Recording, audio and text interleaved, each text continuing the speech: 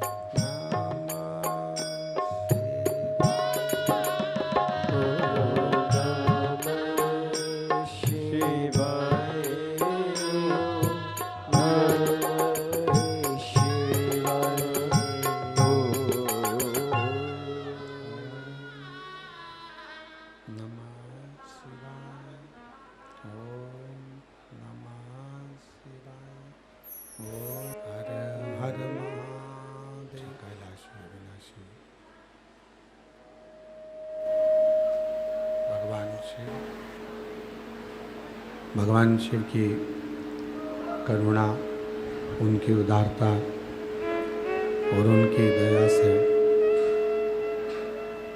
ये पवित्र पावन श्रावण के महीने में पवित्र पावन शिव महापुराण की कथा श्रवण करने का सौभाग्य आप और हम सभी को प्राप्त हुआ है। ऑनलाइन शिव महापुराण की कथा श्रावण के इस पवित्र अवसर पर आप और हम सभी ये भगवान शिव की ये पवित्र कथा आप और हम सब अपने घरों में रहकर श्रवण कर रहे हैं, सुन रहे हैं। दुर्योधन और अर्जुन ये दोनों एक ही गुरु के शिष्य हैं। दुर्योधन और अर्जुन दोनों एक ही गुरु के शिष्य, पर दोनों के विचार, दोनों की सोच, दोनों की दृष्टि, दोनों का भाव अलग अलग है।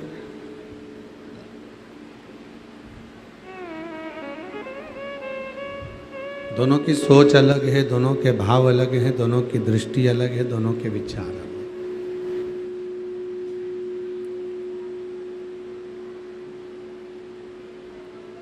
दोनों है एक ही गुरु के शिष्य, पर शिव पुराण कहती है दुर्योधन कभी शिव की आराधना नहीं कर पाया। भगवान शंकर की अविरल भक्ति को, भगवान शंकर के भजन को, भगवान शंकर के स्मरण को पता है। कुंती वो भगवान शिव की परम भगत है। एक बार कथा में कहा था कि शिव क्या देते हैं, राम और कृष्ण क्या देते हैं, तो कथा में वर्णन किया था कि भगवान शंकर भगवान श्री राम जी और भगवान कृष्ण की भक्ति देते।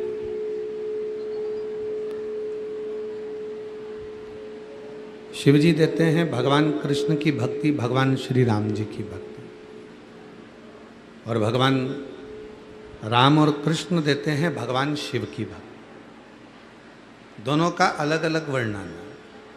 राम जी की आराधना करोगे, राम जी की पूजन करोगे, राम जी की साधना करोगे, राम जी का भजन करोगे तो वो आपको शिव की भक्ति दे देंगे। भगवान कृष्ण का भजन करोगे, भगवान कृष्ण की साधना करोगे, भगवान कृष्ण के मंत्र का उच्चारण करोगे तो वो शिव की भक्ति देंगे।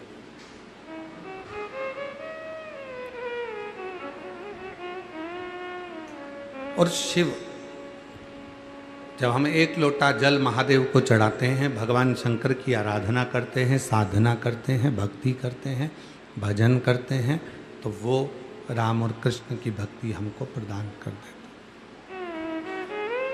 राम जी के चरणों में ले जाकर भजन करूं तो मैं शंकर जी का प्रसाद भी ना लूं। अगर मैं कृष्ण भगवान की भक्ति कर रहा हूं तो मैं शिव का ना प्रसाद लूं, ना शिव के मंदिर जाऊं, ना शंकर का स्मरण करूं, ना शंकर का मंत्र जाप करूं। पर ये गलत सोच है, ये गलत विचार है, ये गलत दृष्टि, ये गलत भाव है, गलत भावना है, गलत विचार।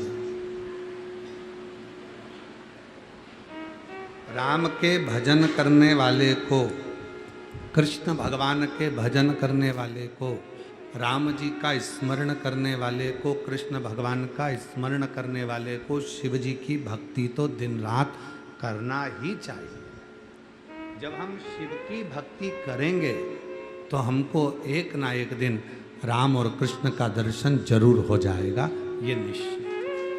राम और कृष्ण का दर्शन होता ही तब है जब हम शिव की भक्ति करें। भगवान मालिक है साउंड का, शिव की भक्ति करें, भजन करें, स्मरण करें। एक बात कथा में पहले कही थी, आप लोग आए हैं कावड़ चढ़ाने के लिए बाबा देवाधिदेव महादेव को, कुबरेश्वर धाम की पवित्र भूमि पर, भगवान देवाधिदेव महादेव की पवित्र धरा पर, शिव जी की पवित्र भूमि पर। आप लोगों को कथा में कहा था, सुन रहे हैं, जितने मोबाइल पर सुन रहे हैं, जितने भी भगवान शंकर के विरल भक्ति को धारण कर रहे हैं, वो भी स्मरण रहे, दूसरा नहीं दे सकते। आप गणेश जी का व्रत करोगे तो भी फल शिव ही देंगे। आप देवी जी का आराधना करेंगे तो भी फल शिव जी ही देंगे। जब सामूहिक परिवार होता है, चाचा ससुर भी हैं, ताऊ ससुर भी हैं, ससुर भी हैं, सास भी है, ताई सास भी है, चाची सास भी है, दादी सास भी है। जब सामूहिक परिवार होता है तो सामूहिक परिवार में धन कमाकर एक ही जगह पर आता है। सामूहिक परिवार में जो भोजन बनता है, जो रसोई तैयार होती है, वो एक ही चूल्हे पर तैयार होती है। हाँ, इतना जरूर होता है कि जेठ जी को अगर भिंडी की सब्जी पसंद है तो वो भी बनती है, गिलकी अगर पसंद है देवर को तो वो भी बनती है, तुरैया की सब्जी पसंद है तो वो भी बनती है। सब कुछ जिसकी जो पसंद का है कमाकर सब एक जगह पर लेकर आ रहे हैं, फिर जो जिसके पसंद का है वो सारा भोजन तैयार होता है। सारा सब तरह का भोजन तैयार हो गया, सारा भोजन तैयार हो गया। और अकेले रह रहे हो तो वही एक दाल बन जाएगी, सब्जी बन जाएगी, रोटी बन गया, चावल बन गया, अचार मिल गया, थोड़ा नमक मिर्ची जो भी लगता है वो तुमको प्राप्त हो जाए। पर सामूहिक में रह रहे हो तो सामूहिक में रहने पर आपको भिंडी की भी सब्जी मिल रही है, क्योंकि एक चाचा ससुर को ये पसंद है, एक को गिलकी की सब्जी पसंद है, एक को तुरई की सब्जी पसंद है, तो सारी तरह की सब्जी आपकी थाली में आ रही है। सामूहिक, अकेले में तो बस एक दाल और सब्जी, पर सामूहिकता है तो वो सब कुछ आ रहा, सब कुछ प्राप्त हो। उसी तरह बनेगा एक जगह, मिलेगा एक जगह, प्राप्त एक जगह होगा, सब कुछ एक जगह मिलेगा, हर चीज एक जगह पर मिल जाएगी, पर बनेगा सब। उसी तरह हमने राम कहा हमने कृष्ण कहा, हमने शिव कहा, हमने दुर्गा कहा, हमने कुल देवी की भी आराधना करी, हमने अपने पितरों की भी आराधना करी, हमने सबकी साधना करी, तो भी फल एक ही जगह से प्राप्त होगा और वो शिव का दरवाजा है, देव अधिदेव महादेव का द्वार है, जहाँ से हमें फल की। वासुकी नाग और शेषनाग। शेषनाग भगवान नारायण जिस पर विश्राम कर रहे हैं, वासुकी नाग जो भगवान शिव जी के गले में विराजमान, दोनों, और दोनों ही सर्प बड़े प्रबल हैं। एक भगवान विष्णु जी के पास में है और एक भगवान शंकर जी के पास में। दोनों सर्प बड़े प्रबल, दोनों में विवाद हुआ, दोनों में झगड़ा हुआ, और दोनों में झगड़ा हुआ तो वासुकी नाग ने कहा शेषनाग से, आज अपन दोनों भाई एक जगह पर बैठे हैं, चलो थोड़ी देर शिव चर्चा करते हैं। अब जो शंकर का भक्त है वो शंकर की चर्चा करने बैठा, तो शेषनाग कहता है कि मैं शिव की चर्चा क्यों करूं, मैं नारायण की चर्चा करूं। मैं शिव की चर्चा नहीं करूंगा, मैं नारायण की चर्चा करूंगा। अब शेषनाग जी नारायण की चर्चा करने में लगे, वासुकी नाग शिव जी की चर्चा करने में लगे।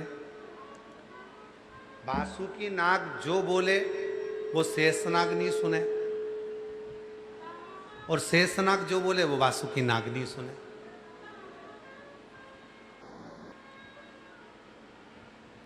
पति और पत्नी दोनों शंकर के उपासक मिल जाएं तो समझ लेना कि भगवान की बड़ी कृपा हुई है, बड़ी करुणा हुई। पति भी शंकर जी को लोटा भर के जल चढ़ाने वाला मिल जाए, धर्म पत्नी भी एक लोटा जल चढ़ाने वाली मिल जाए, पति भी शिव नाम जपने वाला मिल जाए और धर्म पत्नी भी शिव नाम जपने वाली मिल जाए, तो समझ लेना कि शिव जी की बड़ी कृपा हुई है, शंकर जी की बड़ी करुणा हुई है, शिव जी की बड़ी दया हुई है। अब मालूम पड़े कि पत्नी शिव जी की साधना करने वाली मिल गई, शंकर जी के मंदिर जाने वाली, भगवान शंकर का नाम लेने वाली मिल गई, और पति मिल गया ऐसा कि वो देवी देवता को माने ही नहीं, वो ना राम जी को माने, ना कृष्ण जी को माने, ना शिव जी को माने, ना किसी देवता को माने, वो मानने को तैयार नहीं। अब करो तो करो क्या। तो शिव पुराण की कथा कह रही है उसको अपना करने दो और तुम अपना करो। कहती है तुम अपना कर्म करो, उसको अपना कर्म करने दो, और जब तुम अपना कर्म करने लगोगे, तुम भजन करने लगोगे, शिव की आराधना साधना करने लगोगे, भगवान शंकर की अविरल भक्ति में तुम डूबने लगोगे, अगर तुम्हारी भक्ति श्रेष्ठ है, तुम्हारा भजन प्रबल है, तो निश्चित है एक दिन पति भी भले किसी को नहीं मानता, एक दिन। अब तुम्हारी भक्ति में बल होना चाहिए। हमें स्मरण आ रहा है,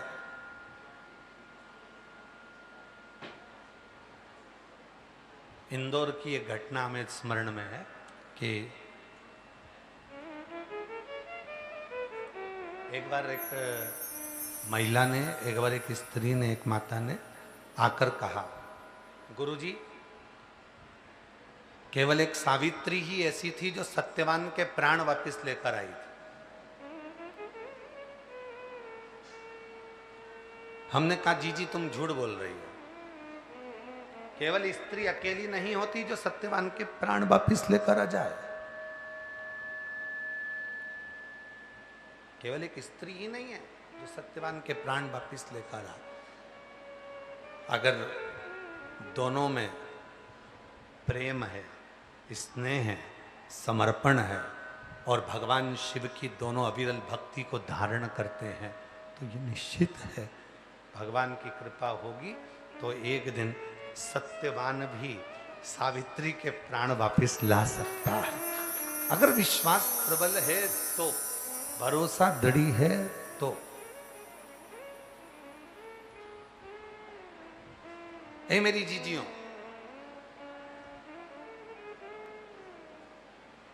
कितना सुंदर लिखा है।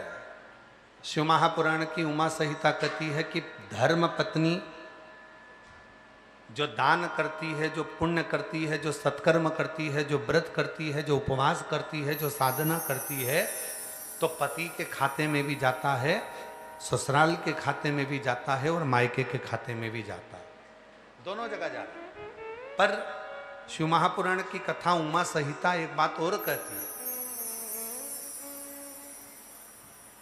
कोई पति यदि शिव की साधना कर रहा है, भगवान शंकर की आराधना कर रहा है, शिव की उपासना कर रहा है, तो उसका पूरा आधे हिस्सा धर्म पत्नी के खाते में चला जाता है। कितना हिस्सा जा रहा है? आधा।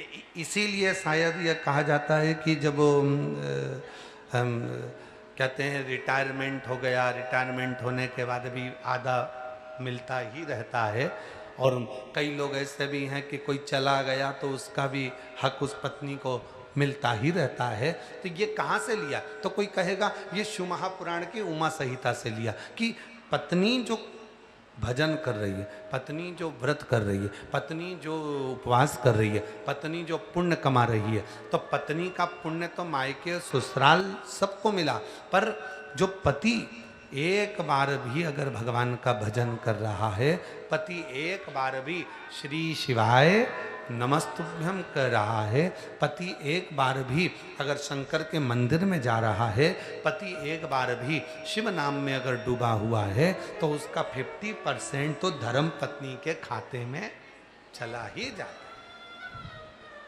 है।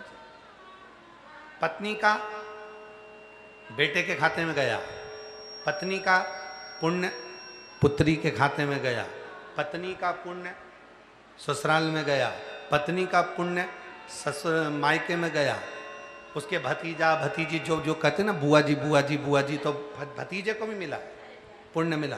अब पर पति का जो पुण्य है वो पुत्र को, विवाद छिड़ गया, वासुकी नाग और शेष नाग में दोनों में विवाद छिड़। वासुकी नाग कुछ कह रहे हैं तो शेष नाग को ठीक नहीं लगा, और शेष नाग कुछ कह रहे हैं तो वासुकी नाग स्वीकार लिया। दोनों में विवाद, दोनों में झगड़ा, दोनों लड़ रहे हैं। भगवान से प्रार्थना करना कि पति और पत्नी की जब जोड़ी बने तो ऐसी बने कि दोनों ही शिव के चरणों को समर्पित हो, समर्पित। कई माताएं कहती है गुरुजी मेरे पति कावड़ भरने के लिए नहीं आए, मैं आ गई। तो मैंने कहा ऐसा मत बोलो कि वो कावड़ भरने नहीं आए, भले वो नहीं आए पर उनकी आज्ञा से तो तुम आए, और आज्ञा मिली है मतलब वो स्वयं भी तुम्हारे साथ तुम्हारी कावड़ यात्रा में कदम से कदम मिलाकर चल रहे हैं। केवल तुम अकेली नहीं हो। कोई ये कह दे कि केवल मैं कावड़ भरने आई हूँ, मेरा पति नहीं आया, मैंने तो खूब कहा था उनसे, वो आए नहीं, मैंने तो खूब निवेदन करा था, उनसे तो उनकी दुकान ही नहीं छूटती, उनसे तो उनका काम ही नहीं छूटता, उनसे तो उनका व्यापार ही नहीं छूटता, उनसे तो घर ही नहीं छूटता। मत छूटने दो ना, उन्होंने तुम्हें तो मना नहीं कराना, तुमसे तो कह दिया टिकट करा दे रहा हूँ। टिकट कराने तुम थोड़ी ना गई थी, टिकट पति ने कराया, बेटों ने कराया, परिवार वालों ने कराया। अब जब सबने मिलकर टिकट करवाया, तुम्हारी सहेली के साथ, तुम्हारी बेस्ट फ्रेंड के साथ तुम अगर कावड़ भरने के लिए आए हो तो तुम अकेले नहीं आए हो। ये मत कहो कि वो नहीं आए और वो फुर्सत नहीं है, उनको ये नहीं है। नहीं नहीं नहीं, उनकी आज्ञा थी, उनका मन था कि तू चली जा, मैं नहीं जा पा रहा, फिर भी वो तुम यहाँ हो। अब कई लोग कहते हैं कि हम अकेले कावड़ भर रहे हैं, काय के अकेले कावड़ भर रहे हो? तुम यहाँ पर हो, वो दुकान पर बैठा है तो भी उसका दिल तुम्हारी कावड़ में ही लगा हुआ है, उसका मन तुम्हारी कावड़ में लगा हुआ। एक प्रसंग याद आ रहा है,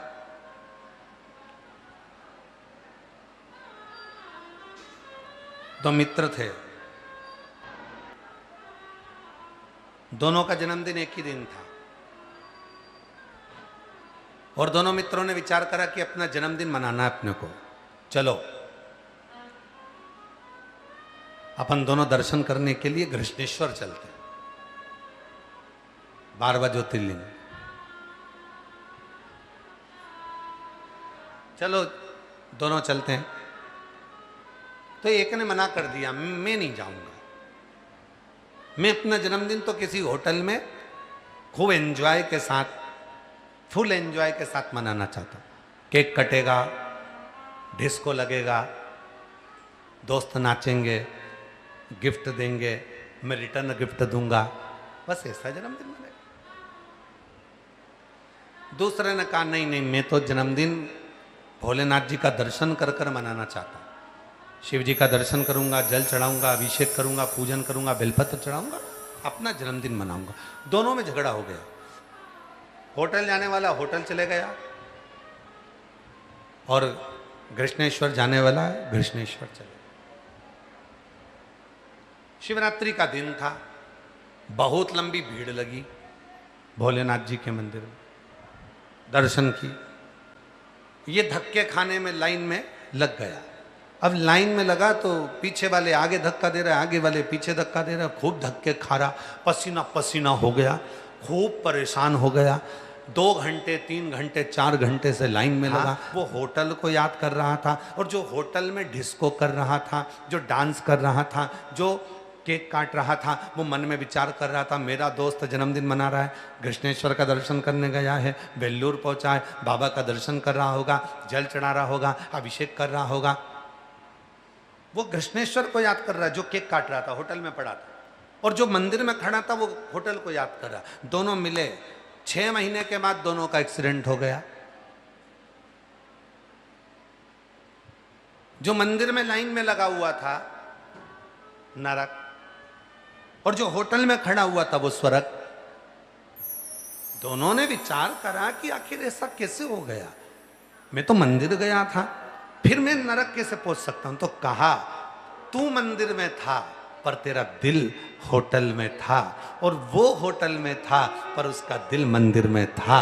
ये मन जहां लगा होता है बस फल वैसा ही प्राप्त होता है। फल जब मिलेगा जब हमारा हृदय लगे, जब हमारा मन। अब कई माताएं कहती गुरुजी मैं अकेली कावड़ भरने आई हूं। नहीं नहीं नहीं, कभी मुख से ये मत कहना कि तुम अकेली कावड़ भरने आए हो। तुम्हारा टिकट, जाओ देवालय जाओ, शिवालय जाओ, तो गए हो, तो पहुंचे हो। अकेले नहीं आए हो तुम, तुम्हारा पूरा परिवार, तुम्हारा पूरा घर, तुम्हारी पति पत्नी सब। और कई कई लड़के भी आकर कहते मेरी पत्नी का मन ही नहीं लगता भगवान की भजन पूजन में, तो वो नहीं आई, वो नहीं पहुंची। अरे भाई वो नहीं आई, पर उसकी रुचि, उसका मन, उसकी इच्छा तुम्हें लेकर पहुंचे।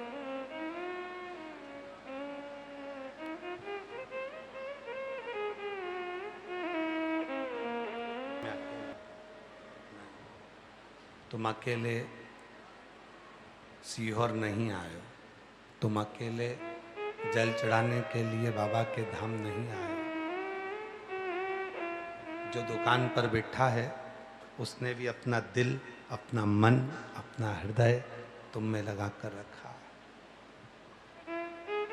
छोड़ो ये बच्चा। कई बार कोई पूजन ऐसी होती है, कोई पूजन ऐसी होती है जिसमें पत्नी कई बार अकेली पूजन में बैठ जाती है।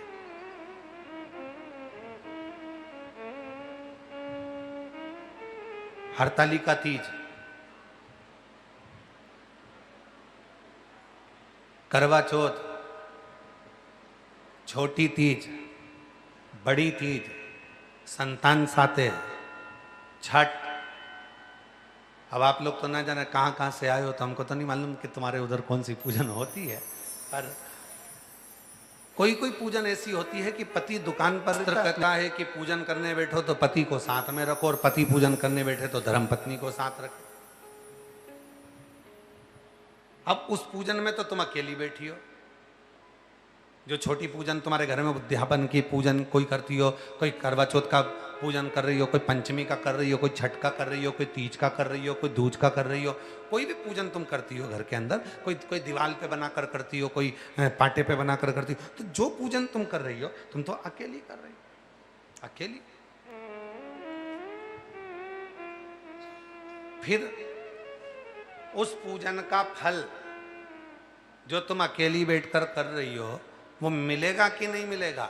तो शिव महापुराण में स्वयं भगवान श्री महेश से माता उमा जी ने पूछा था, जब नारी अकेली पूजन करने बैठेगी, मान लो कोई पूजन ऐसी है जो अकेली कर रही है, हरतालिका तीज कर रही है, करवा चौथ कर रही है, तीज कर रही है, छठ कर रही है, पंचमी कर रही है, दूज कर रही है, उस पूजन का फल स्त्री को प्राप्त होगा कि नहीं होगा? तब शिव जी ने कहा, भगवान महेश बोले, सुनो पार्वती, जब कोई स्त्री अकेली भी करती है या मंदिर के अंदर बैठकर कोई भी पूजन अकेली करती है या यज्ञ मंडप में बैठकर भी कोई पूजन अकेली भी करती है, तो वो पूजन अकेली नहीं मानी जाती, वो दोनों की जोड़े से ही मानी जाती, दोनों की जोड़े से मानी जाती। क्यों? ये सिर पे पल्लू रखा, काय के लिए रखा? क्या है ये पल्लू? पल्लू है क्या? ये तो साड़ी का एक पल्लू हमने हमारे सिर पर रख लिया, तो है क्या? तो कहा ये सिर पर जो पल्लू रहता है ये हमारे ससुराल के, हमारे पूर्वजों का, हमारे पितरों का, हमारे घर के कुल देवी देवता का हमारे ऊपर आशीर्वाद रहता है। तो मान लो घर के अंदर कभी कभी सिर पे से पल्लू खसक जाता है, तो क्या उनका आशीर्वाद समाप्त हो जाता है? नहीं। कहा जिस घर के अंदर पितरों की पूजन, जिस घर के अंदर कुल देवी देवता की पूजन, जिस घर के अंदर भगवान शिव की आराधना साधना, तुलसी का क्यारा या भगवान शंकर की आराधना साधना होती है, उस घर की छत के नीचे कहीं पर भी पूजन कर लो, उसका फल अकेले प्राप्त नहीं होता, पति के साथ ही प्राप्त होता है, पुण्य फल प्राप्त होता है। वो पूजन अकेली नहीं मानी जाती। हाँ, खुले आसमान में अगर कोई पूजन कर रहे हो तो उसका फल, इसलिए कहा कि खुले आसमान में माने, इसलिए सिर पे पल्लू डालकर माताएं अपनी पूजन साधना आराधना करती, भजन करती।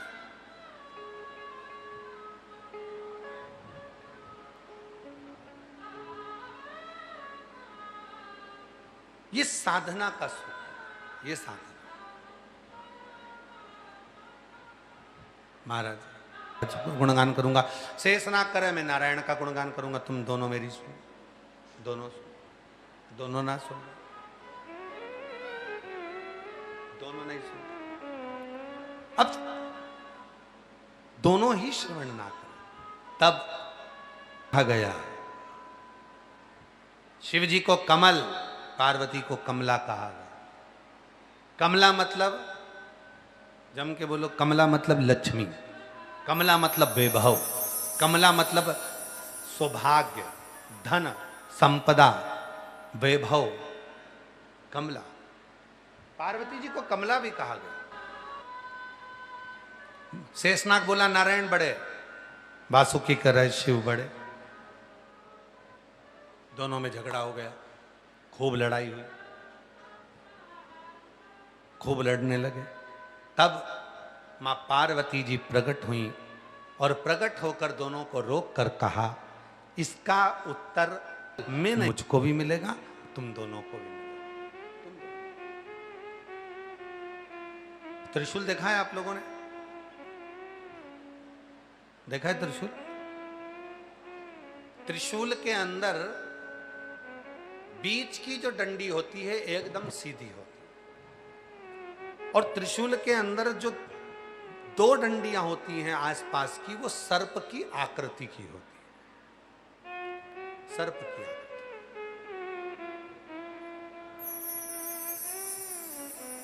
या रखा हो सत्यम जी, सामने त्रिशूल रखा होगा, जरा लेकर, छोटा त्रिशूल हो या बड़ा त्रिशूल हो, उससे लेकर रखा।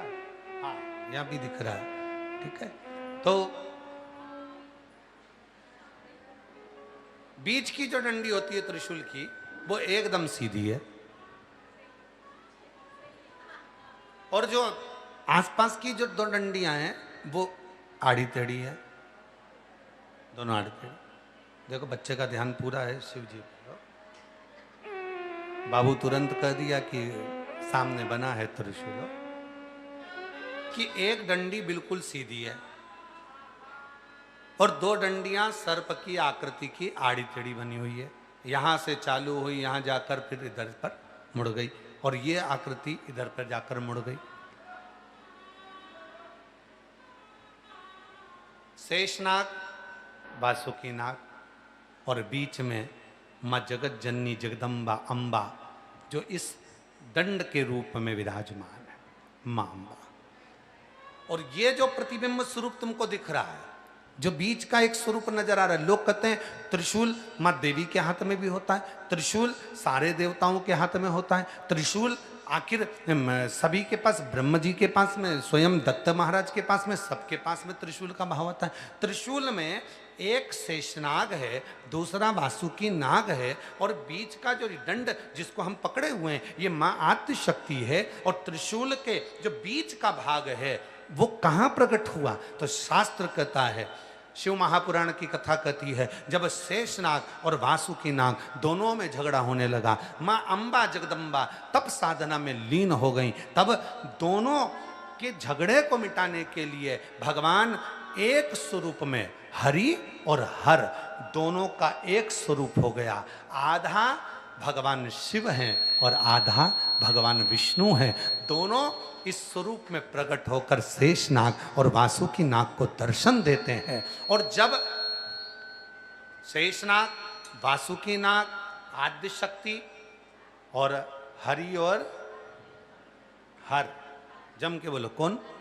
हरि और हर, ये दोनों के मध्य में जब प्रकट होते हैं, दोनों के मध्य में, तब भगवान देव अधिदेव महादेव और भगवान नारायण कहते हैं, हम दोनों में वासुकी नाग, मां अंबा, आद्य शक्ति और हरि और हर के रूप में त्रिशूल प्रकट हो गया, जिसने पूरे दुष्टों का संहार कर दिया, पूरे दुष्टों। तो दुनिया को लगता है ये केवल त्रिशूल है। जितने मोबाइल पर कथा सुन रहे हैं, जितने अपने दुकानों पर, घरों पर जो ऑनलाइन कथा को श्रवण कर रहे हैं, आज बड़े ध्यान से सुनना। ये कथा श्रावण महीने की ऑनलाइन कथा जो आप श्रवण कर रहे हैं, ये बड़ी विचित्र कथा है, इसको बड़े भाव से सुनिए। ये कथा अभी तक व्यासपीठ पर सम्मुख में नहीं आई, पर आज अगर बाबा की कृपा से आई है तो उसका स्मरण। दुनिया के लोगों को लगता है ये केवल त्रिशूल है। नहीं नहीं भाई, हरि और हर दोनों का मिलन एक जगह पर, ये बीच बिंदु में हुआ है, ये बीच बिंदु। अब त्रिशूल को पकड़ा कहां से जाता है? त्रिशूल को यहां से पकड़ोगे क्या? जम के बोलो नहीं। त्रिशूल को यहां से पकड़ोगे क्या? नहीं। त्रिशूल को यहां से पकड़ोगे? नहीं। त्रिशूल को यहां से पकड़ोगे? नहीं। त्रिशूल को पकड़ोगे आप यहां से। मतलब अपने भीतर शक्ति उत्पन्न होना चाहिए, अपने भीतर बल आना चाहिए, और जब शक्ति हमारे पास होगी तो फिर ये हरि हर शेषनाग वासुकी नाग अपना कर्म, अपना कृत्य तुरंत करेंगे। फिर वो दुष्टों का संहार तुरंत करेंगे, दुष्टों का।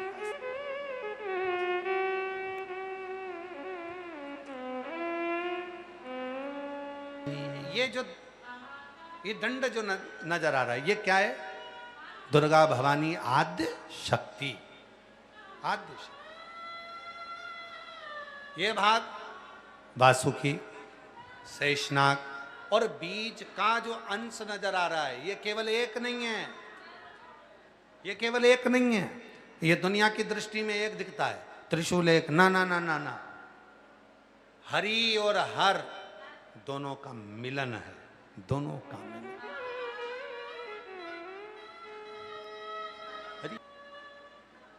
कई लोग जितने टीवी पर कथा सुन रहे हैं, आप लोगों में से कई लोग, आप लोग जो बैठकर कथा सुन रहे हैं, कई लोग एक नियम बनाते हैं, 12 महीने में 12 ज्योतिर्लिंग करूंगी।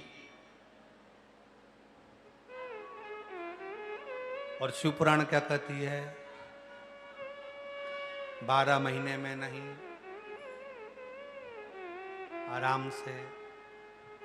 12 वर्ष का भी संकल्प मत लो तुम तो, आराम से। मेरा भोले बाबा जब चाहे तब ज्योतिर्लिंग का दर्शन करा। 12 महीने में पीछा नहीं छोड़ाना है। कई माताओं का नियम रहता है, मैं बस मेरे, आप देखना नवरात्रि के व्रत लेती हैं तो मैं 9 दिन बस नवरात्रि का व्रत करूंगी, मैं 5 दिन का ये व्रत करूंगी, मैं 4 दिन का व्रत, मतलब वो 9 व्रत करने के बाद आप माता रानी को भूल जाओगे, या आप सावन के महीने का व्रत कर कर शिव को भूल जाओगे। आप लोगों का नियम, शिव पुराण की कथा कहती है, अगर कोई तुमसे कहे कि 12 महीने में 12 ज्योतिर्लिंग का नियम धारण करो, तुम साफ मना कर दो, नहीं, मेरे पिताजी से मिलने के लिए 12 महीने नहीं, मेरे पिताजी से मिलने के लिए तो पूरी जिंदगी मेरी मौजूद है, पूरी जिंदगी। ये 12 महीने का नहीं। हो सकता है कभी कभी मन में आ जाए, काशी 2 बार बुला ले, ओमकारेश्वर 3-4 बार बुला ले, आप लोग सीहोर आओ तो उज्जैन अवंतिका पुरी 2-4 बार चले जाओ, तो कोई जरूरी है कि एक ही बार जाऊंगी? नहीं, मेरा बाबा जब चाहेगा तब मैं जाऊं, बारंबार जाऊं। कई लोग कह देते 12 महीने में मैं 12 ज्योतिर्लिंग कर लूंगी, और कई लोग कह देते 12 महीने में 12 ज्योतिर्लिंग कर लो तो उसका पुण्य ज्यादा मिलता है। अरे भाई, शिव महापुराण की कथा को पढ़कर देखिए, स्कंद पुराण को पढ़कर देखिए, उसमें ये कहीं नहीं लिखा कि 12 महीने में 12 ज्योतिर्लिंग करो, या 12 दिन के अंदर 12 ज्योतिर्लिंग करो, या 12 घंटे में 12 ज्योतिर्लिंग करो, ये कहीं नहीं लिखा। यहाँ तो ये लिखा है कि अपने पिता से मिलने के लिए जब मन कर जाए, जब मन कर। 12 महीने में 12 ज्योतिर्लिंग नहीं, 12 दिन में 12 ज्योतिर्लिंग नहीं, 12 वर्ष में 12 ज्योतिर्लिंग नहीं, जब तक श्वास है तब तक मैं तुम्हारा हूं, पूर्ण नहीं, छोड़कर रखो। कई लोग कह देते हैं कि मेरा ये वाला व्रत पूरा हो गया, मैं उद्यापन कर दूं, उद्यापन करी तो फिर ही हो गई। जैसे ही लोगों के 12 ज्योतिर्लिंग हुए तो लोग कहते थे हमारे तो हो गए। तुम्हें बाबा की प्रतीक्षा होना चाहिए और बाबा को तुम्हारी प्रतीक्षा हो। तुम्हें बाबा की प्रतीक्षा हो और बाबा को तुम्हारी प्रतीक्षा हो, दोनों को एक दूसरे की प्रतीक्षा होना चाहिए, एक दूसरे की प्रतीक्षा। इसका भी एक संवाद है।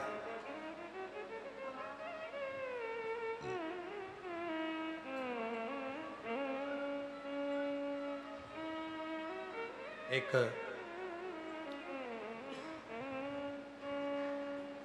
गोनाद नाम का एक शिव भक्त था।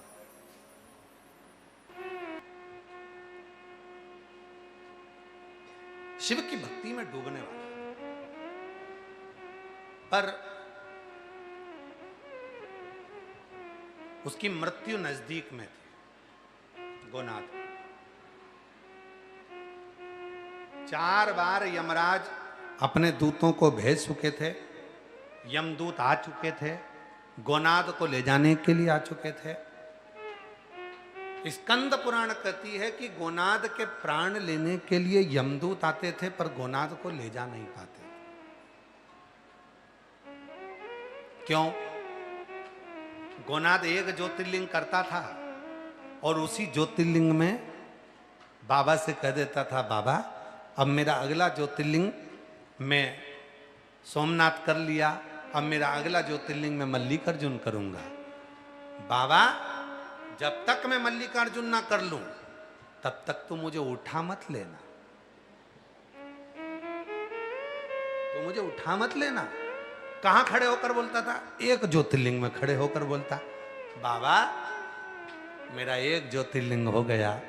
गोनाथ कहता जब तक मेरे मल्लिकार्जुन ना हो जाए तब तक तो मुझे उठा मत लेना। अब गोनाथ का हो गया एक्सीडेंट, यमराज उसे लेने आ गए, यमदूत उसे लेने आ गए, पर उसने तो मल्लिकार्जुन का संकल्प ले लिया था कि अगला ज्योतिर्लिंग मल्लिकार्जुन करूं, जब तक दर्शन ना करूं तब तक उठा मत लेना। और खड़े होकर बोला भगवान शंकर के सामने, काल अधिपति महाकाल के सामने, शिव के सामने, वापिस लौट गए यमदूत। ऊपर जाकर चित्र यमदूत जैसे ही पहुंचे और ऊपर जाकर जो धर्मराज ने मीटिंग ली और धर्मराज ने पूछा क्यों तुम तो गोनाथ को लेने के लिए गए थे, तो उसके प्राण नहीं छूटे? तुम तो गोनाथ को लेने के लिए गए थे ना, तो उसके प्राण कहाँ हैं? तो इतने में कहा कि वो गोनाथ ला नहीं सकते, क्योंकि अभी उसको मल्लिकार्जुन का दर्शन कर लेने तो फिर उसको लेके आएंगे। अब 1-2 साल तक गोनाद मल्लिकार्जुन नहीं गया। अब मौत भटकती रही कि अब जल्दी से ये मल्लिकार्जुन कर ले तो मैं इसके प्राण छोड़ दूं और इसको लेकर चले जाऊं। अब ये मल्लिकार्जुन करे तो ये मरे। अब वो पहुंच गया मल्लिकार्जुन दर्शन करने के लिए। अब जैसे ही मल्लिकार्जुन दर्शन कर रहा था, इतने में यमराज टोली लेकर बाहर खड़े हुए थे। ये निकला बाहर और इसको निपटाया। ये बाहर निकला और इसको मारा। अब गोनाद इतना चतुर था कि वो मल्लिकार्जुन में खड़े होकर करा, भोलेनाथ कृपा करना, आपका दर्शन हो गया शंभो, आज मेरा मल्लिकार्जुन हो गया बाबा, पर जब तक मैं महाकाल का दर्शन ना कर लूं तब तक नहीं मरूं, कृपा करना, तू मुझे उठा मत लेना भोलेनाथ, तू मुझे उठा मत लेना और कृपा करना, जब तक मैं महाकाल का दर्शन ना कर लूं तब तक मेरे प्राण ना छूटे। अब मंदिर में अंदर बैठ के ही कह रहा। अब जैसे ही गोनाथ निकला बाहर और निकलने के बाद ऊपर से एक बड़ा सारा पत्थर लुढ़क कर आया, बड़ा सारा पत्थर लुढ़क कर आया और गोनाथ पर आकर गिर गया। अब तो गोनाथ मरेगा, तो यमराज और यमदूत वापिस वैसे की वैसे ही चले गए। धर्मराज ने फिर मीटिंग ली, अब की बार तुम लेके नहीं आए उसको गोनाथ को, तो कहा फिर वो बच गया। क्यों? तो क्या मल्लिकार्जुन में खड़े होकर बोला कि अब की बार आपका दर्शन हो गया, अब अगला दर्शन महाकाल का करूं और जब तक नहीं करूं जब तक मरूं ही नहीं। अब जैसे ही खबर मिली कि जब तक फिर इंतजार करा, 1 साल में तो जाए नहीं, वो 2-3 साल बाद गया महाकाल का दर्शन करने के लिए। अब तो सारे यमदूतों ने टोली बना ली, यमदूतों ने टोली बनाई कि अब निकलेगा, अब की बार तो मारी डालना।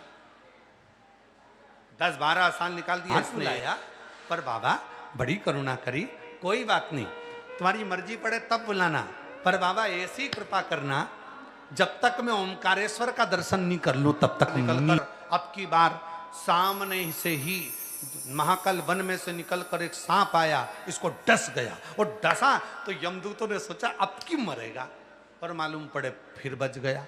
फिर गए ऊपर, धर्मराज ने कहा क्यों, तुम तो गोनाथ को उठाने गए थे और गोनाथ को लेके आए, तो क्या वो तो मरा ही नहीं है। फिर एक बार बोल दिया अब क्या ओमकारेश्वर जाएगा, ओमकारेश्वर के लिए। 6 साल के बाद ओमकारेश्वर गया। अब ऐसे करते हुए उसके 22 साल निकल गए, मौत उसके पीछे डोल रही। ये महाकाल दर्शन करने के बाद अब की बार इसको ओमकारेश्वर में तो निपटा ही देंगे पक्का। यमदूतों ने विचार कर लिया अब की बार इस गोनाथ को तो ओमकारेश्वर में निपटाएंगे। अब जो ओमकारेश्वर में निपटाने गए, वो ओमकारेश्वर के मंदिर में दरवाजे पर खड़ा, दरवाजे पर से अंदर प्रवेश गया। अंदर अच्छा, यमदूत यमराज यमदूत मंदिर के अंदर प्रवेश नहीं कर सकते, अंदर जाए नहीं, बाहर खड़े इंतजार कर रहे अब आएगा। जैसे ही आया गोनाथ अब की बार फिर कहा वाह वाह वाह ओमकारनाथ क्या गजब करा, 6 साल के बाद दर्शन दिए, कोई बात नहीं बाबा बुलाते रहना, अब मेरे मन में आया है अब की बार मैं भीमा शंकर का दर्शन कर लूं और जब तक भीमा शंकर का दर्शन नहीं करूं तब तक मुझे उठा मत लेना, तुम मुझे उठा मत लेना। अब की बार यमदूतों ने कहा विचार करते हैं इसको नर्मदा जी में ही पटक देते हैं। और जैसे ही आ रहा था नहाने के लिए नर्मदा जी में गया, और जो नर्मदा जी में गया तो नर्मदा जी का बहाव बढ़ा दिया यमदूतों ने, जो बहाव बढ़ाया ये उसमें बह गया। तो विचार करा अब की बार मर जाएगा, बचेगा ही नहीं। मालूम पड़ा एक पत्थर से जाकर चिपक गया, निकल के बाहर आ गया। फिर वापस धर्मराज ने कहा ये तो मरा ही नहीं, तो क्या अब की बार बोल के आया है, कहाँ का, भीमा शंकर का, भीमा शंकर का, हाँ। फिर गोनाथ गया भीमा शंकर 12 साल के बाद, और अगर वो 12 महीने के 12 ज्योतिर्लिंग कर देता तो बोलो बोलो सुन के बोलो जरा, और अगर 12 साल के 12 ज्योतिर्लिंग कर देता तो तो भी निपट जाता। अब उसके हो गए 52 वर्ष का वो हो गया, 52 वर्ष का हो गया। अब गया 12 वर्ष के बाद भीमा शंकर, और अब की बार यमदूतों ने विचार करा अब तो निपटा के मानेंगे अब गोनाथ को। अब गोनाथ को निपटाने के लिए यमदूत लग गए पीछे। ये गया भीमा शंकर, भीमा शंकर में जाके बोला बाबा शरीर से बनता नहीं है, अब मेरा शरीर से इतना बनता नहीं है। भोलेनाथ जी मन में सोचे आज बोलेगा अब तो निपटा दो, पर इतने में बोला बाबा कोई बात नहीं, शरीर से नहीं बनता पर पक्का है, बिल्कुल पक्का है, काशी का दर्शन कर लूं तब तक तो मुझे उठाना मत ही, कृपा कर। भोलेनाथ यमदूत बाहर खड़े, यमदूत बाहर खड़े, और जैसे ही यमदूत बाहर खड़े, यमदूतों ने आपस में विचार कर लिया। सब आपस में बैठे बैठे गप्पे मार रहे थे कि मालूम है ये मरेगा तो है नहीं, गया होगा अंदर जाके मांगा होगा, मरने वाला तो है नहीं। पहुंच गया 3 साल के बाद काशी।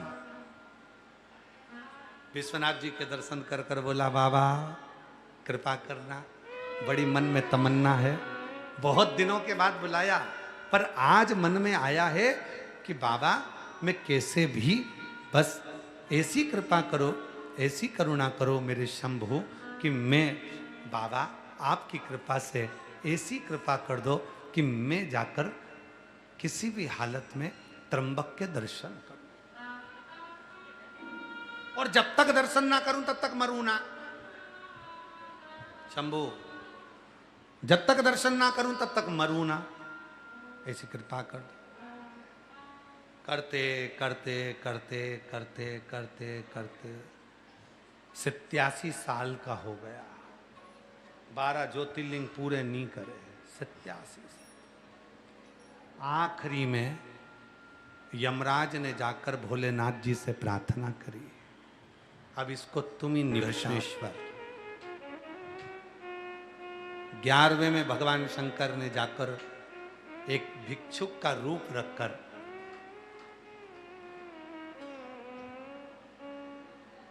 गोनाथ से पूछा तेरी अंतिम इच्छा क्या है, क्या इच्छा? हंसकर बोला अभी सोचा नहीं है कि अंतिम इच्छा क्या, और तुम कौन होते हो मेरी अंतिम इच्छा पूछने वाले? मैं कोई अभी मर रहा हूं? शंकर भगवान बोले 85 का हो गया, अब तो मुंह से बोल दे कि केवल एक ही ज्योतिर्लिंग की इच्छा रह गई है, बार बार आखिरी है कृष्णेश्वर, और जाने की तैयारी कर ले, बोल तेरी अंतिम इच्छा क्या है?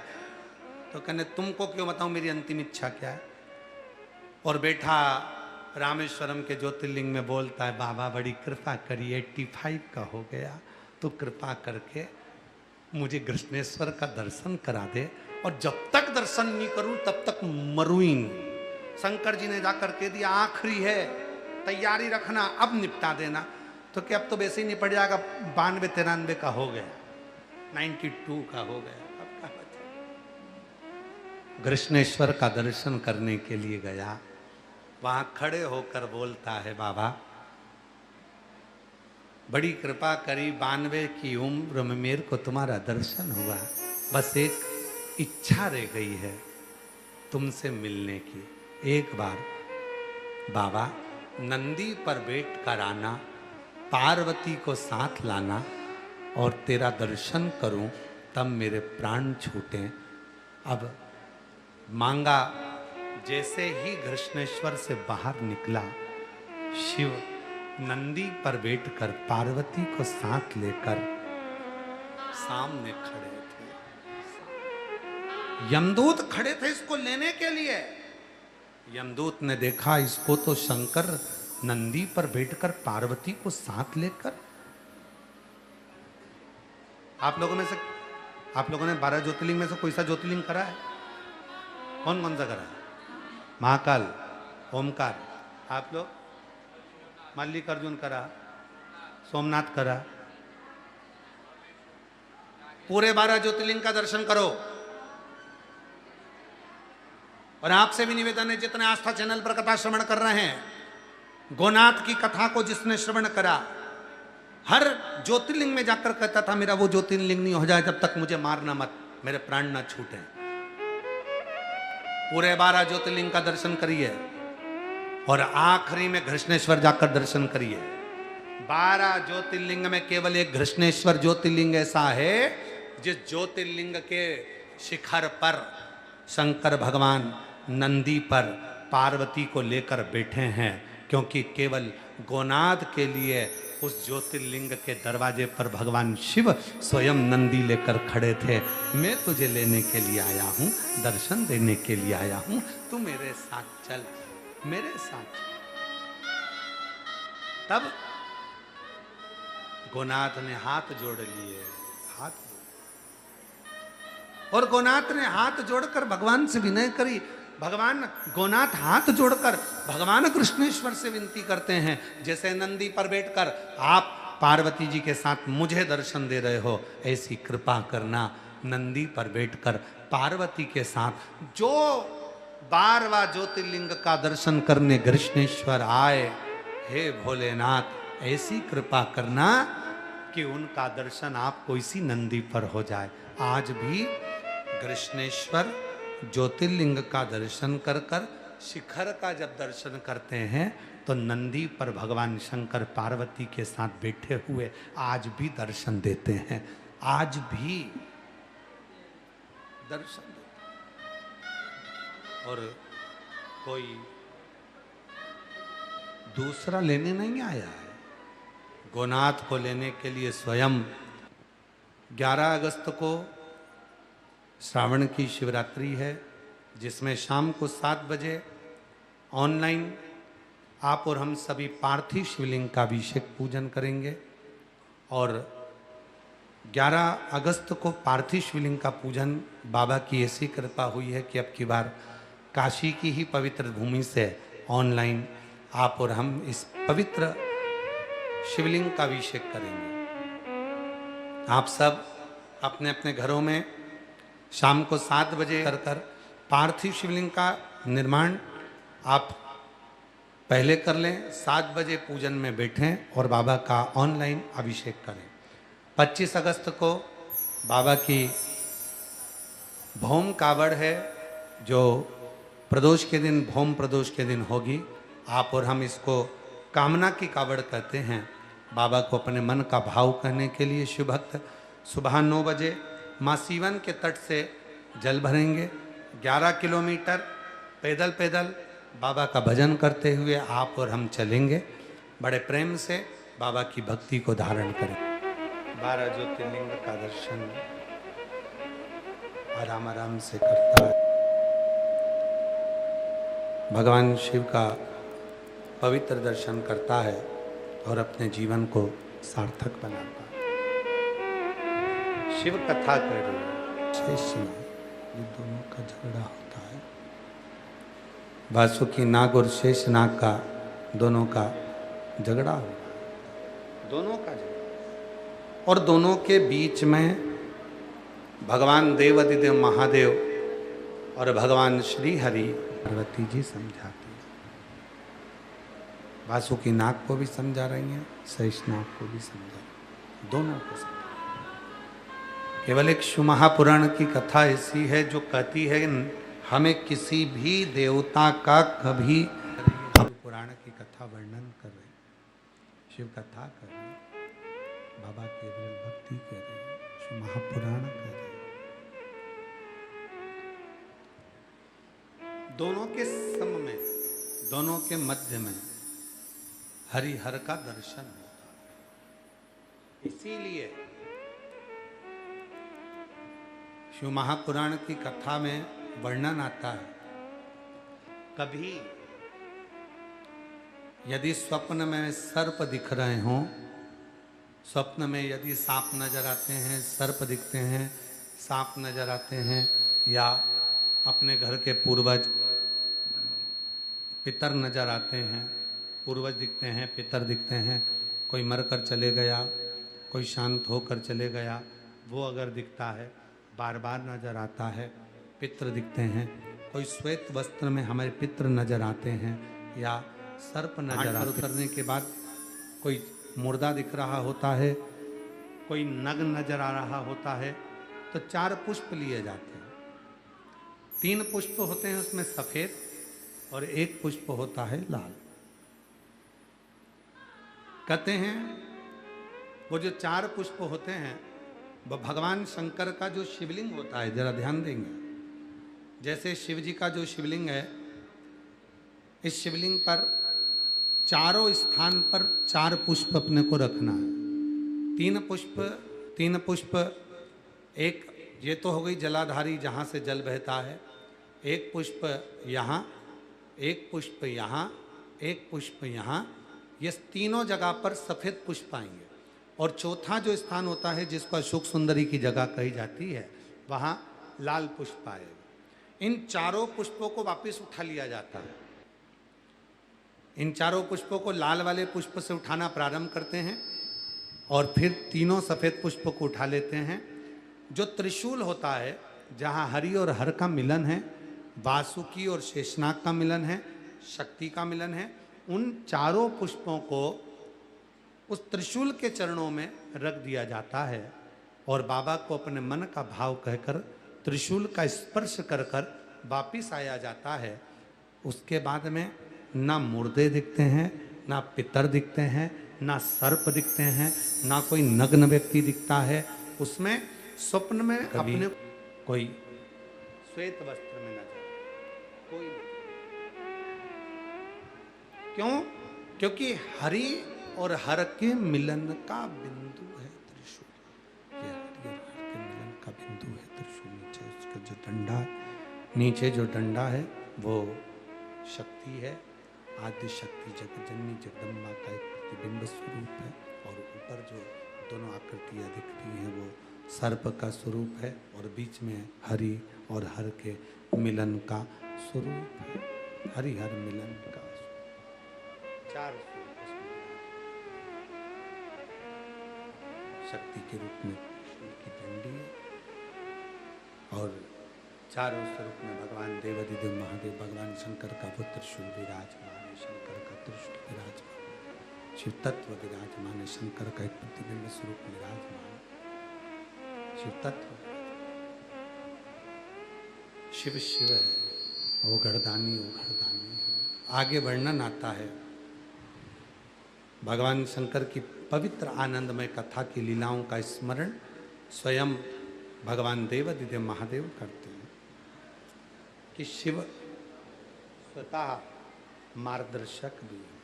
भगवान शंकर स्वयं मार्गदर्शन का काम भी करते हैं, स्वयं मार्गदर्शक भी मानते हैं। स्वतः मार्गदर्शक का काम भगवान शंकर करते हैं, मार्गदर्शक का काम भगवान शिव करते हैं। शिव शंकर स्वयं मार्गदर्शक बनकर कार्य करते हैं। आप मोबाइल पर गूगल सर्च करेंगे और गूगल पर एड्रेस निकालेंगे तो वो आपको रास्ता बता देगा। गाड़ी में बैठे हो, गूगल से आपने रास्ता पूछा तो उसने रास्ता बता दिया। आप कहोगे हमको सीहोर जाना है, कुबरेश्वर धाम जाना है, तो उसका रास्ता गूगल बता दे।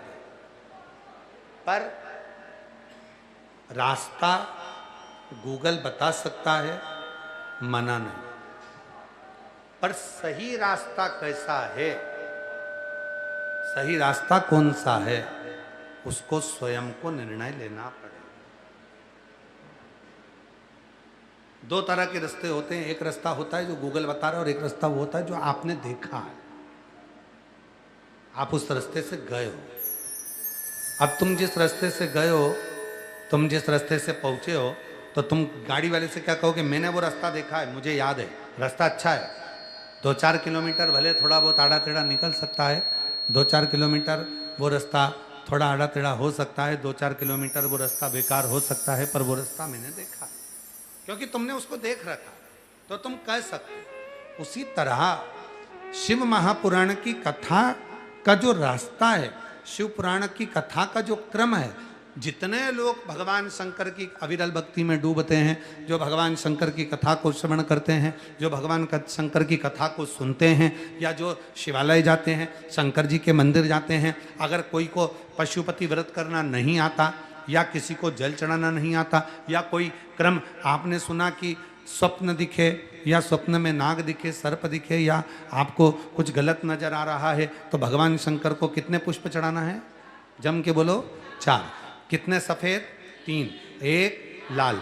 4 पुष्प अगर शिव जी को हम समर्पित कर रहे हैं। चढ़ाने का भी तरीका है, जैसे यहाँ सफेद पुष्प चढ़ाया, यहाँ सफेद पुष्प चढ़ाया, यहाँ सफेद प्रसाद को स्वयं को बनाना पड़ेगा, स्वयं को बनाना है। प्रसाद उतना ही लेकर बनाना है जितना तुम्हें मंदिर लेकर जाना है। अगर कढ़ाइया में प्रसाद बनाया, भगोनी में तुमने प्रसाद बनाया, और वो प्रसाद का थोड़ा सा भी अंश तुमने पात्र में ही छोड़ दिया, भगोनी में ही छोड़ दिया, तो प्रसाद के तो 2 हिस्से वही हो गए। एक घर छोड़िया है, एक आप लेकर जा।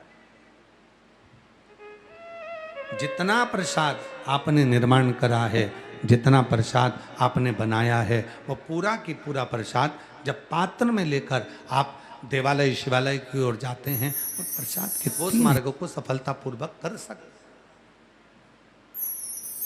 अच्छा, आप लोग कथा सुनने के लिए इधर से आए, अब एक बार आपने रास्ता देख लिया, अब आपको कोई दूसरी बार रास्ता बताएगा क्या? नहीं, हमने देखा है। और नीचे जाओगे ना तो तुम कह दोगे मैं तो कथा सुनने गई थी। तो कथा हमने तो सब दूर देखा, नीचे तो कोई कथा हो नहीं रही है, फिर कहाँ से सुनना? कहाँ पर व्यवस्था में कथा में पूछ गई? अरे उधर से रास्ता है, उधर से रास्ता है।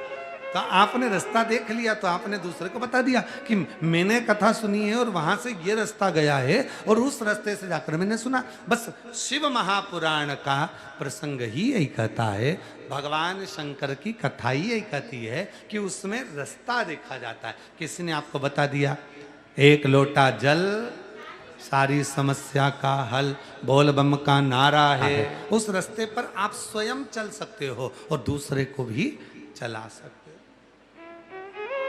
उस मार्ग पर स्वयं भी चल रहे हैं और दूसरे को भी चला। मार्ग आपने देखा है, आप कह सकते हो मैंने सुना। जैसे एक पत्र आया है, अच्छा पत्र। मैं सुमन गुप्ता, शाहपुरा जिला जयपुर राजस्थान की निवासी हूँ।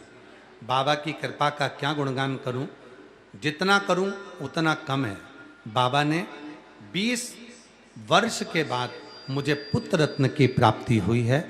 मैं बाबा को यहाँ धन्यवाद देने के लिए आई हूँ। अगला एक पत्र अच्छा है, देखिए। चरणों में मेरा कोटि कोटि प्रणाम। गुरुजी, मेरी बच्ची का पेट में अचानक बहुत दर्द होने लगा। मेरी बच्ची दर्द की वजह से बहुत रोने लगी, तो मैं उसे डॉक्टर को दिखा लाई।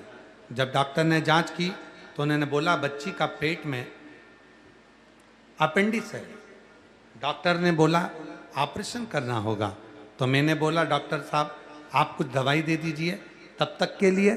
तो मेरी बच्ची ने कुछ दिन तक दवाई खाई, तो थोड़े दिन तक दोबारा दूसरे डॉक्टर के पास ले गई, तो उसने बोला अल्ट्रासाउंड कराने के लिए। तो मैंने अल्ट्रासाउंड भी करवाया, तो उसमें रिपोर्ट आया कि पेट में गांठ है। वो मैं बोली कोई उपाय डॉक्टर, तो उसने दवाई दे दी और इसी तरह से आने को कहा। बार बार हम डॉक्टर के पास जाते, फिर अल्ट्रासाउंड कराते, फिर गठान दिखती, हम परेशान हो गए।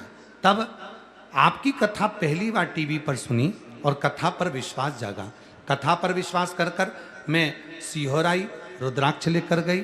उस रुद्राक्ष को मैं तांबे के कलश में गला देती, शिवजी को जल चढ़ा देती, उसी जल को अपनी बेटी को पिला देती। आज मैं बाबा को धन्यवाद देने के लिए आई हूँ कि बाबा की कृपा से बच्ची की सारी रिपोर्ट अब नॉर्मल आई है और बाबा की कृपा से मेरी बच्ची अब ठीक हो गई है। मैं बाबा को धन्यवाद देने के लिए आई हूँ। मेरा नाम माया देवी है और मेरी बच्ची का नाम अंकिता गुप्ता है। हम हजारीबाग झारखंड से आए हैं। शिव शिव है, शंभु शंभु। तो जिसने रास्ता देखा है वो रास्ते तक पहुंचा सकता है। जिसने मार्ग देखा है वो मार्ग तक भेज सकता है। और जो उस मार्ग पर चल गया वो बच गया, वो बच गया। महाराज आप लोग तो आए होगे तो गाड़ी से या ट्रेन से या बस से, जिससे भी आए होगे, तो रास्ते के किनारे किनारे पर पेड़ लगे होते हैं और उन पेड़ों पे सफेद चूना पुता होता है, सफेद पट्टा पुता होता है। क्यों पुता होता है? ये पेड़ सरकार के हैं, इसको कोई काट नहीं सकता। ये पेड़ सरकारी है, इसको काटना नहीं है। तुम्हारे मस्तक पर त्रिपुंड आ गया, गले में रुद्राक्ष की माला आ गई, मुख पर शिव नाम आ गया, तो क्या संसार सागर में तुम कट सकते हो? कटोगे नहीं। जब एक पेड़ के ऊपर सफेद पट्टा पोत दिया जाता है, वो वन विभाग का हो जाता है, सरकार का हो जाता है, वो कटता ही नहीं है। और जब अपने मस्तक पर त्रिपुंड आ जाए, तिलक लग जाए, गले में तुलसी या रुद्राक्ष की माला हो जाए, और तो फिर आप और हम इस कलिकाल में क्या संसार के लोगों से, संसार की बातों से क्या कट पाएंगे? नहीं। अब एक रुद्राक्ष का मनका अपने गले में धारण करते हैं, मस्तक पर थोड़ी सी भस्म लगा लेते हैं, शिव नाम मुख पर आ जाता है, त्रिवेणी का संगम तो यही हो जाता है। रुद्राक्ष आया, शिव नाम आया, मस्तक पर भस्म आई, त्रिपुंड लगा, त्रिवेणी का संगम तो यही हो गया। और शंकर का भक्त, इसीलिए शिव महापुराण की कथा कहती है, शिव का जो भक्त होता है उसके मुख का मात्र दर्शन कर लेने पर, मात्र उसका दर्शन कर लेने पर भी हमारी मनोकामना पूर्ण हो जाती है। शिव भक्त का केवल दर्शन कर लेना, केवल दर्शन कर लेना। बाबा जी गले में रुद्राक्ष पहने हो आप भी, और आप लोग भी धारण करें हैं रुद्राक्ष। जितने लोग गले में रुद्राक्ष पहने रहते हैं, जितने लोग गले के अंदर रुद्राक्ष का मनका पहने होते हैं, जितने लोग गले के अंदर रुद्राक्ष की माला पहने होते हैं, जितने लोग गले के अंदर रुद्राक्ष धारण करे होते हैं, अगर चलते फिरते भी उसके मुख का भी दर्शन हो जाए तो समझ लेना कि हमें प्रयागराज के स्नान का फल प्राप्त हो गया। स्वयं शिव का एक प्रतिबिंब स्वरूप है रुद्राक्ष, स्वयं स्वयं। और कितनी बड़ी बात कही। एक बार दक्ष प्रजापति जी की धर्मपत्नी माता प्रसूति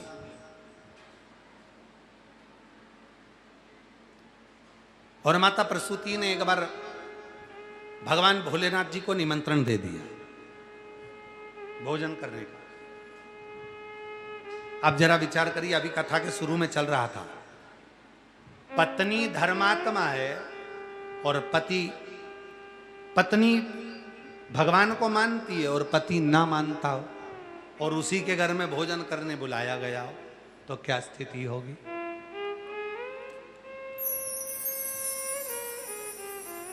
पत्नी तो अमावस्या पूनम पर भोजन कराती, और मालूम पड़े पति गुस्से में लाल होकर आता, क्यों बुला लिया पंडित जी को भोजन करने के लिए, और वो भगा दे। प्रसूति ने, माता सती की माता ने, प्रसूति ने भोजन करने बुलाया शिव जी को। दक्ष प्रजापति ने पूछा, तुमने क्यों बुलाया भोजन करने के लिए? क्या जरूरत थी शिव जी को भोजन का? अरे दामाद है हमारा, सती भी आई है उससे, माता सती का विवाह हुआ है शिव जी से, और तुम कह रहे हो उसको भोजन करने के बुलाया? दामाद है, बुलाना पड़ेगा। इतने सारे दामाद हैं अपने, उनको बुला लेती। शिव जी को बुलाना जरूरी है, सबको बुलाया है तो उनको भी बुलाया। दक्ष प्रजापति को तो गुस्सा आ गया, आन दो भोजन करने शिव जी को। सारे जितने दामाद थे सबके लिए अच्छा अच्छा सिंहासन बनाया गया, अच्छा अच्छा स्थान, मखमल की गादी लगाई, खूब सुंदर सुंदर तकिए लगाए, और सबको स्थान दिया। पर शंकर भगवान जैसे ही आए, दक्ष प्रजापति ने प्रसूति से कह दिया, अब आ तो गए हैं भोलेनाथ भोजन करने के लिए, पर मैं जो बोलूंगा वो करना पड़ेगा, क्योंकि मेरे घर में भोजन करने के लिए आए, मेरे घर में आए भोजन करने के लिए, मेरी मर्जी। प्रसूति हाथ जोड़कर बोली अपने पति दक्ष प्रजापति से, उनका अपमान मत करना, उनका अपमान मत करना,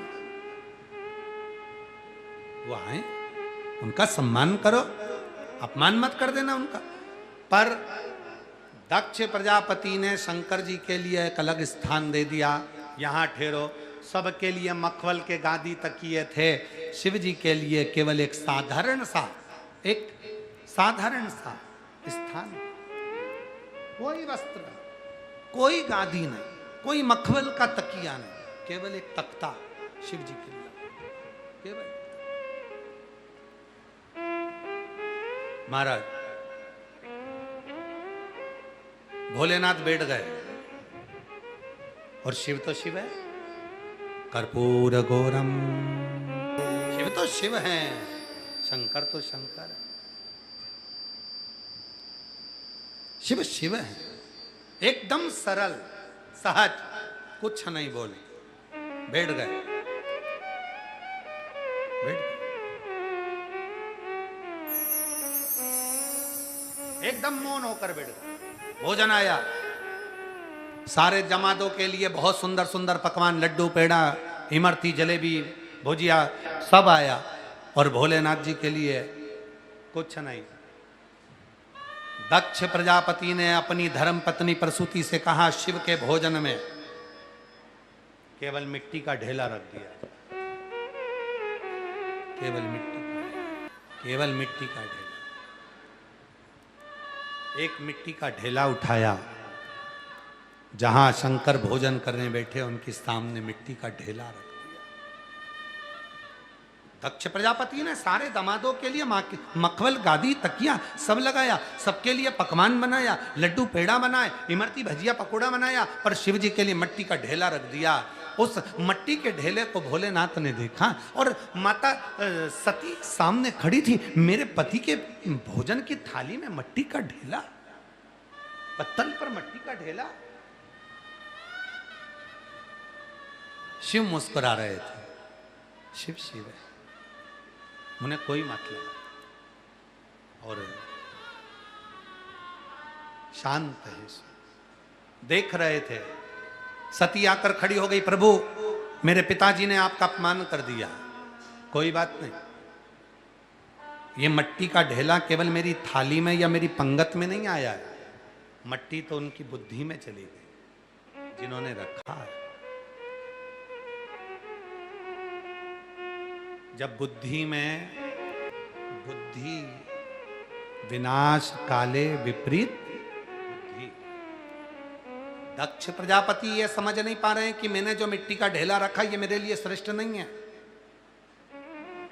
प्रसूति मना कर रही है, माता सती मना कर रही है, सब मना कर रहे हैं, पर दक्ष प्रजापति मानने को तैयार ही नहीं है, अपमान कर रहे हैं बाबा भोलेनाथ का।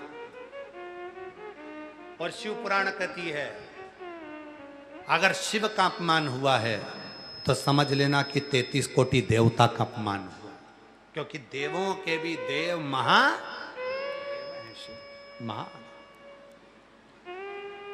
देवों के भी देव महादेव। अपमान हो रहा है, 33 कोटि देवता का अपमान हो रहा है, ये श्रेष्ठ नहीं है। और विनाश काले विपरीत बुद्धि। अगर शिव जी के लिए निंदा तुम कर रहे हो, शिव जी के लिए अपशब्द तुम बोल रहे हो, शंकर जी के लिए अगर आड़ा टेढ़ा तुम बोल रहे हो, शंकर जी की निंदा तुम सुन रहे हो, शंकर जी की निंदा तुम कर रहे हो, शिव भक्त के लिए आड़ा टेढ़ा तुम बोल रहे हो, शिव भक्त की निंदा तुम कर रहे हो, तो ध्यान रखना, ये सब कुछ अगर तुम कर रहे हो तो समझ लेना कि अब तुम्हारा अंत होने वाला है। अब तुम्हारी जिंदगी में कहीं ना कहीं भाटा पड़ने वाला, तुम्हारी किस्मत में कहीं ना कहीं अब भाटा पत्थर तुम्हारी किस्मत में लिखा है। शिव की निंदा, तुम यदि निंदा कर रहे हो, तुम यदि निंदा सुन रहे हो, बोल बम का नारा है बाबा। निंदा नहीं।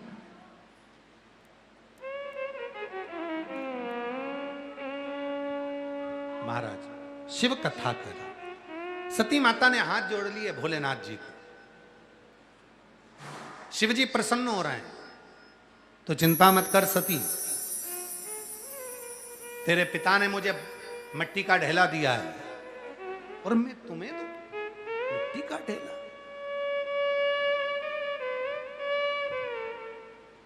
ए मेरी जीजियों, अगर भाव शुद्ध है ना, शिव तुम्हारे सामने हो, शिव सामने। अगर भाव शुद्ध है तो शिव तुम्हारे सामने है। और देखो, भाव की ही तो शुद्धता है जो आप और हम लोग सावन के महीने में ये शिव महापुराण की कथा ऑनलाइन श्रवण कर रहे हैं। और इसके बाद ये कथा तो 7 तारीख को पूरी हो जाएगी। 9 तारीख को 1 बजे से 4 बजे तक काशी में ऑनलाइन शिव महापुराण की कथा श्रवण करेंगे अपने अपने घरों से। जो लोग काशीवासी हैं उनसे भी निवेदन है अपने अपने घर में ही कथा सुनना।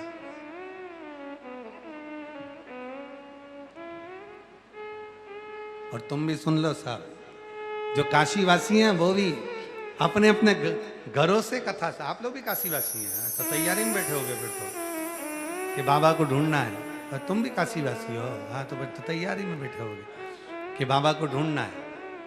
कहाँ कथा हो रही है काशी में, वहां पहुंच जाएं, सुन ले थोड़ी सी। तक अपने घर में रहकर टीवी चालू करना, वॉल्यूम तेज करना, बड़े प्रेम से ये सोचकर कथा सुनना कि मैं काशी में बैठकर कथा सुन रही हूं। और हमारा विश्वास कहता है जितने लोग ये सावन के महीने में विश्वेश्वर शिव महापुराण की कथा, विश्वनाथ शिव महापुराण की कथा सुनेंगे, हम बाबा से यही विनय करते हैं, निवेदन करते हैं, प्रार्थना करते हैं, बाबा सबके घर को ऐसे आनंद में भर देना जो तेरी कथा विश्वनाथ की धरा से सुने, सबकी मनोकामना पूर्ण कर देना, ऐसी कृपा करना। हर हर ये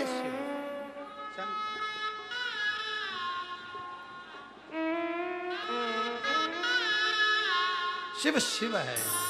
माँ सती से शिव जी करें तू मुझे ये पकवान खिला। पार्वती बोल रही मिट्टी का ढेला है और तुम कह रहे हो कि और आप कह रहे हो कि पकवान खिला। सती भाव से वचन देता हूं, तेरे हाथ के स्पर्श से ये मिट्टी, जब पार्थिव शिवलिंग का निर्माण होगा और जो इस मिट्टी के शिवलिंग को बनाकर जो में से जो मांगेगा उसे वो प्राप्त हो, उसे वो प्राप्त होगा। भले तेरे पिताजी ने मेरी हंसी उड़ाने के लिए, उपहास उड़ाने के लिए मुझे ये मट्टी का ढेला दिया, पर आज मैं इस मट्टी के ढेले को वचन देता हूं, वर देता हूं। सती, जो अपने घर में पार्थिव शिवलिंग का निर्माण कर कर मुझसे जो मांगेगा उसे मैं वो दे दूंगा। 11 अगस्त को शाम को 7 बजे पार्थिव शिवलिंग का निर्माण कर कर आप और हम अपने मनवांछित फल की पूर्ति का आनंद सुख प्राप्त कर सकते। 11 अगस्त को सावन की शिवरात्रि है, शाम को 7 बजे ऑनलाइन पूजन करेंगे। पर मान लो घर में लाइट चली जाए कर जाए तो मोबाइल पर आप ऑनलाइन भी साथ में जुड़कर रखें और बैठकर बाबा का पार्थिव पूजन कर अपने जीवन को सार्थक करें, आनंदित। कृपा करना, मेरी निंदा करने वाले को बुखार मत आने देना, मेरी निंदा करने वाले का कभी एक्सीडेंट नहीं हो, मेरी निंदा करने वाले को कभी कोई बड़ी बीमारी ना आए। क्यों? क्योंकि अगर ये बीमार हो गया तो मेरी निंदा कौन करेगा, मुझे गलत कौन बोलेगा, मुझे अपशब्द कौन बोलेगा, ये है। और मेरी निंदा करता रहेगा, मुझे गाली देता रहेगा, मुझे आड़ा टेढ़ा बोलता रहेगा, दिन रात मोबाइल पर मुझे कमेंट्स करता रहेगा, दिन रात कोसता रहेगा, भीतर भीतर जलता रहेगा। तो मेरा बाबा, मैं जानती हूं कि तूने काशी में पार्वती से कहा था, पार्वती अगर कोई तेरी निंदा करने वाला मिल जाए तो तू खुशियां मनाना, भगवान को धन्यवाद देना कि तेरी बीमारी का आधा हिस्सा वो निचोड़ कर ले जा रहा है और तू ठीक होता जा रहा, ठीक होता।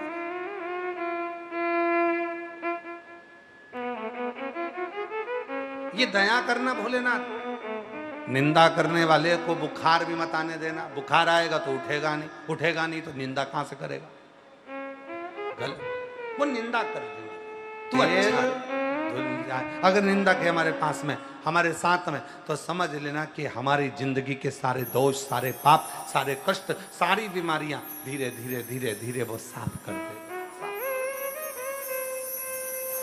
तो जितनी मेरी जीजियां हैं, तुम लोटा भर के जल चढ़ाने के लिए जाती हो, तुम जल चढ़ाने के लिए शिव मंदिर में पहुंचती हो, तुम शंकर जी के मंदिर में जाती हो और कोई तुम्हें कमेंट्स कर रहा है, कोई तुम्हें ताना दे रहा है, कोई तुमको आड़ा टेढ़ा बोल रहा है, तुम मंदिर में भजन गा रही हो और कोई तुमको कमेंट्स कर कर ताना देकर हंसकर जा रहा है, कोई तुम्हें आड़ा टेढ़ा बोलकर जा रहा है, तो भगवान भोलेनाथ से कहना, बाबा इसको एसी बना के रखना, कृपा करना, इसको तुम बिल्कुल बीमार मत पड़ने देना, वरना मुझे कमेंट्स कौन करेगा, मुझे आड़ा टेढ़ा कौन बोलेगा, मेरी निंदा कौन करेगा, इसको कर बाबा कृपा कर, कृपा शिव कृपा।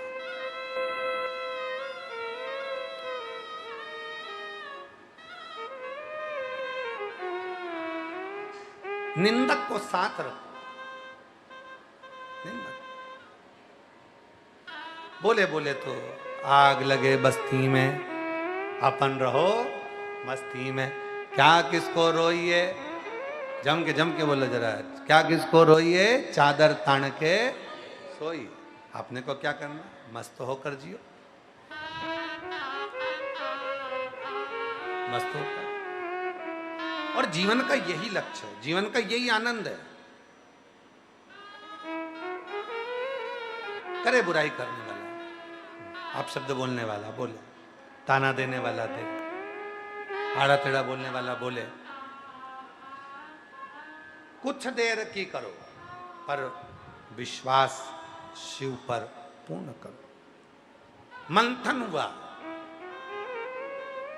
हलाहल विष निकला,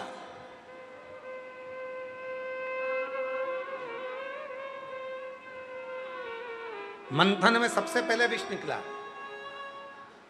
तो जिंदगी में भी यही होता है, जो अच्छा करने वाला होता है, अमृत निकलने वाला था उसके पहले विष निकला है, तो अच्छा होने के पहले हो सकता है कि कुछ बुरा भी हो। घबराना नहीं है, हारना नहीं है। एक पत्र अच्छा है, देखिए, नीरा वर्मा है, मैं बिलसी जिला बदायूं उत्तर प्रदेश, मेरे पति का नाम मुकेश वर्मा है, मेरा नाम नीरा वर्मा, मेरे पति का नाम मुकेश वर्मा, बिलसी जिला बदायूं उत्तर प्रदेश से आई हूँ। गुरुजी, मेरे 3 बेटी और 1 बेटा है, उसकी शादी हो गई है, उसके भी 3 बेटियां हैं। और गुरुजी, मेरे बेटे के मुख में एक दाना हो गया था, हमने डॉक्टर को दिखाया, डॉक्टर ने कैंसर की शिकायत बोला और हम घबरा गए। तभी पड़ोसन ने आकर कहा, पशुपति व्रत रखो और सीहोर का रुद्राक्ष मंगा लो, जल बेटा को पिलाओ। मैंने बेटा को सीहोर भेजा और रुद्राक्ष मंगा लिया, रुद्राक्ष का जल पिलाने लगी और पशुपति व्रत रखी। कुबेरेश्वर धाम की कृपा से मेरा बेटा ठीक हो गया। मैं बाबा को प्रणाम करने के लिए यहाँ आई हूँ। गुरुजी, 2021 से आपकी कथा सुन रही हूँ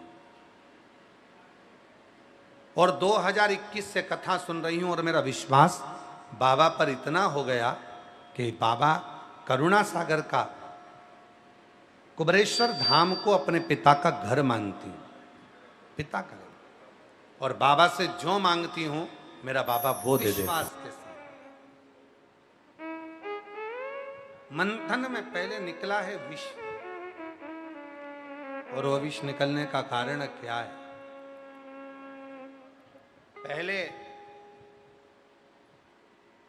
आप लोग, मेरी जीजियाँ चाय बनाती हैं, दूध भी डाल देती हैं, चाय पत्ती भी डाल देती हैं, शक्कर भी डाल देती हैं, अदरक भी कूट के डाल देती हैं। कभी कभी गुस्से में रहती है तो ज़्यादा अदरक कूट देती है।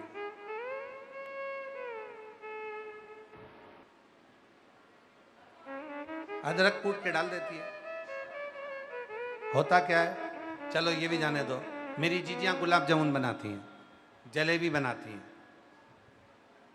तिल्ली की गजक बनाती हैं, शक्कर को पकाती है, उसके ऊपर फेन आ जाता है, खार आ जाता है,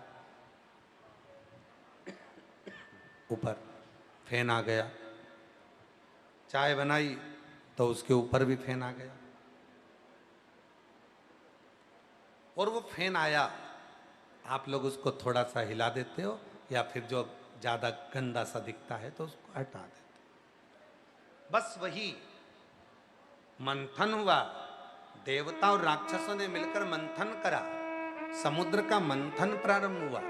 और जो मंथन प्रारंभ हुआ, और उस मंथन तो में ये विष भगवान विष्णु को देना चाहिए। भगवान नारायण ने कहा विष का मैं क्या करूंगा, मैं विष का क्या। तो कहा ब्रह्मदेव सृष्टि की रचना करता है, सृष्टि का पूरा निर्माण उन्होंने करा। उन्हीं ने कहा था कि मैं सृष्टि का रचना करता हूं, मैं भगवान, मैंने सृष्टि रची है। तो एक काम करो, इस विष को ब्रह्मा जी को दे दो, ब्रह्मा जी को।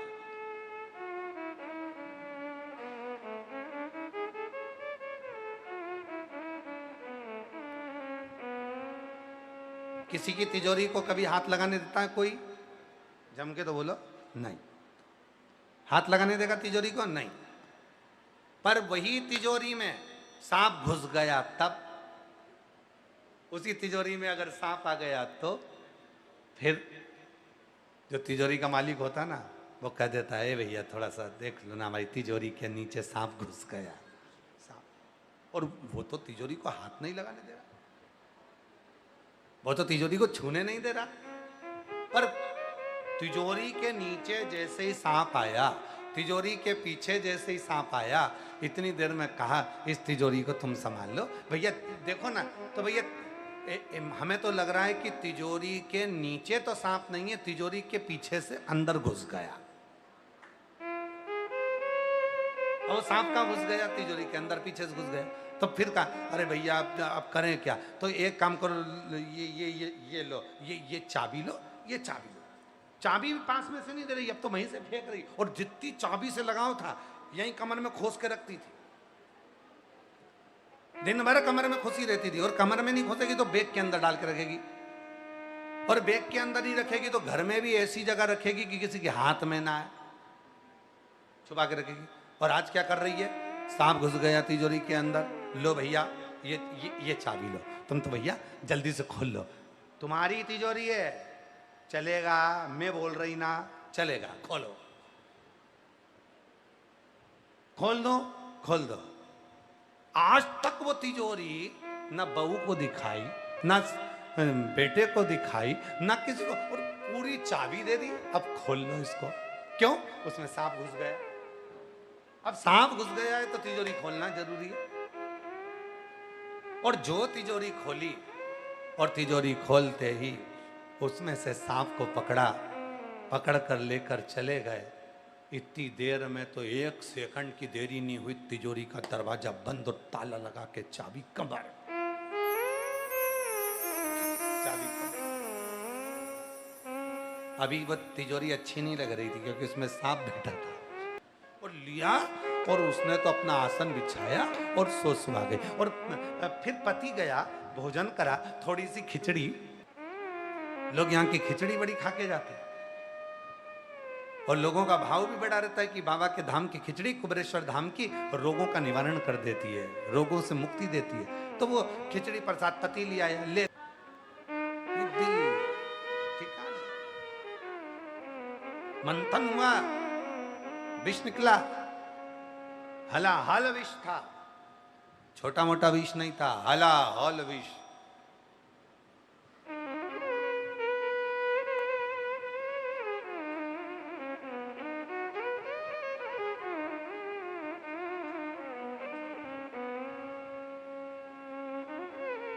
मुनि श्री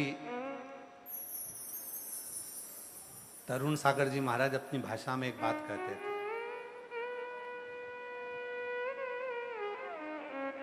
एक व्यक्ति गुस्से में गया, परेशान था, जहर लिया, खा गया।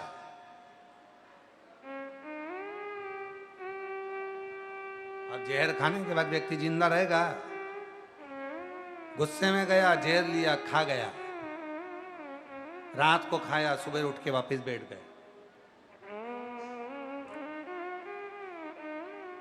घर के लोग इतने खुश हुए, इन्होंने जहर खाया तो नहीं मरे।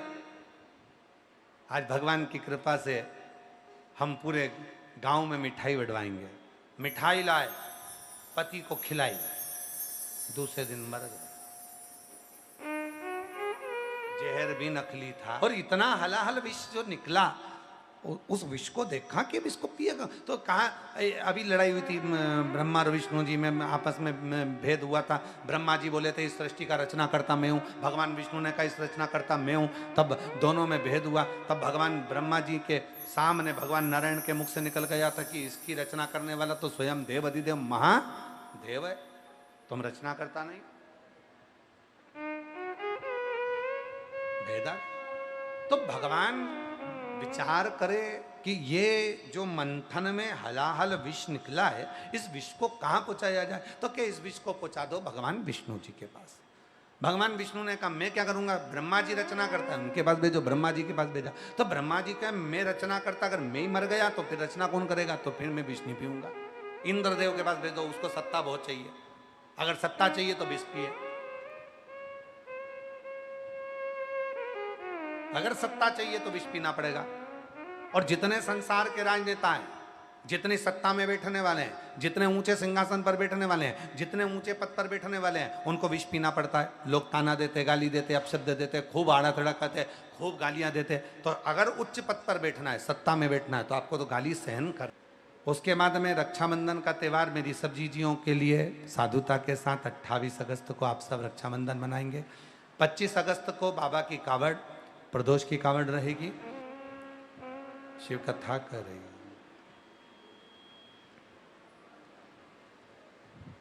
समुद्र का मंथन हुआ, देवता राक्षसों ने मिलकर मंथन किया और उस मंथन में विष जो निकला, उस विष को भगवान विष्णु जी के पास में भी भेजा गया,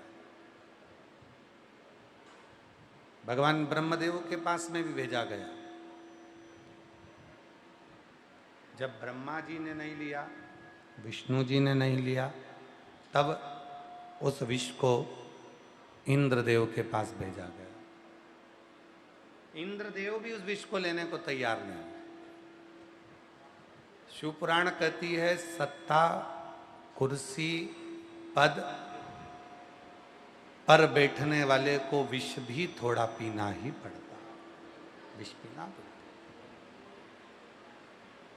देखो मूलतः शिव महापुराण की कथा क्या कहती है, भगवान शंकर का चरित्र क्या कहता है कि जीवन जो मिला है, मानव की जो देह मिली है, मनुष्य का जो शरीर मिला है, जो हमारा मानव का जो शरीर मिला है, इसमें थोड़ा ना थोड़ा जिंदगी में कष्ट जरूर है।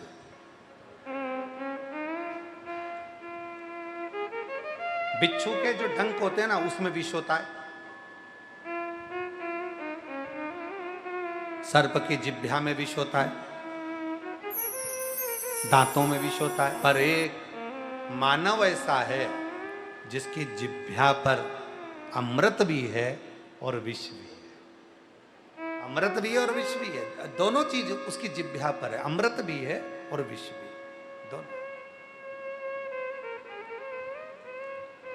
अब आपके ऊपर निर्भर करता है, अपने ऊपर निर्भर करता है कि अपन अमृत दे रहे हैं कि विष दे रहे हैं।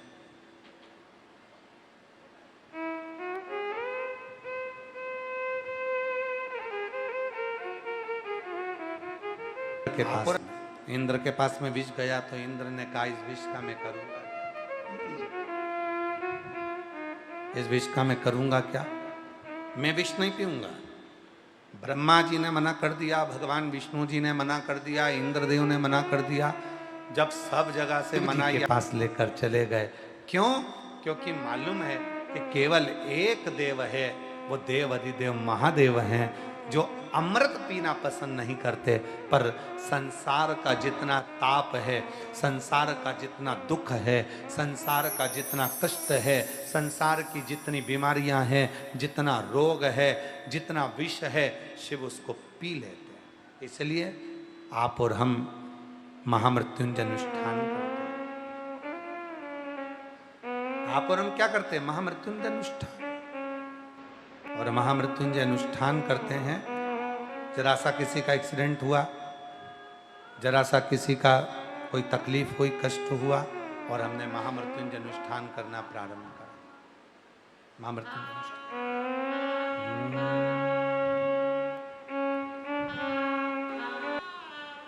क्यों? हमारे को जो रोग आया है, हमको जो तकलीफ आई है, हमको जो कष्ट आया, महादेव के पास में विष पहुंच गया भगवान शंकर जी के पास। शिव जी नेत्र बंद कर कर बैठे थे।